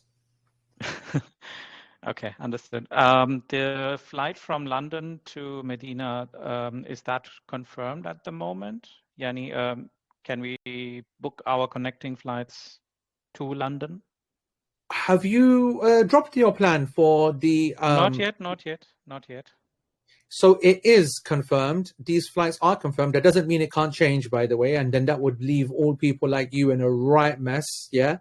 But, like I said in the email, airlines do these things, yeah? However, from our point of view, we've been told that these are the final flights. The Nusuk disclaimer is now finished. They got most of it right. They got the A9000 wrong. That we've got now the right ones up there now, which Nusuk should have had, but they did everyone over. And it is what it is. So it shouldn't change now. But if they did change it, they'd be changing it from themselves. So, what could we do? But now, okay. From your point of view, I'm only hearing that it should be no problem. It should be no problem. It should be no problem. Obviously, no way can we. Labib, look how cheeky Labib is, Qasim. But technically speaking, inshallah, you're going to be okay. There's no way anybody can give you a guarantee, bro. I'm sorry. That's the big problem. So you're basically talking now about we booking our tickets outside of Nusuk completely and flying into Jeddah. Correct. I think it's going to be okay. And everyone thinks it's going to be okay. Okay. Understood. All right. Barakallahu feekum. So that's it now, guys. Then the plan over the next, just to complete now what's going to be happening, what you can expect. So over the next few days, I'm going to release the final emails, okay? And these emails are the ones that you're going to be spending the next 3, 4, 5 weeks thinking about, reflecting over, memorizing. I will do one more webinar probably on this coming Sunday. I will confirm that to cover more questions that will come up, to touch base with you as well. And then we're going to, on Sunday, the 26th of May, we're going to have then our physical webinar, seminar in Manchester. I'll send more details about that. It's going to be a whole day thing. It's a bank holiday weekend, so you don't need to worry about travel. Americans, Canadians, and Europeans will be participating online, but I expect the rest of the people in the UK, the vast majority of you, to attend physically. So that's a breakdown of that kind of communication. There's going to obviously emails and stuff going back and forth. The group chat's going to remain closed because it's not sustainable for it to be kept open, because Helen's going to get upset. And other than that, we just need to make dua that Arsenal win the league, United win the FA Cup, and that's it. That would be pretty much the perfect Hajj preparation. Jazakumullahu khairan. وسبحانك اللهم بحمدك أشهد أن لا إله إلا أنت وأستغفرك اللهم وأتوب إليك والسلام عليكم ورحمة الله وبركاته. Not in a million years would they win.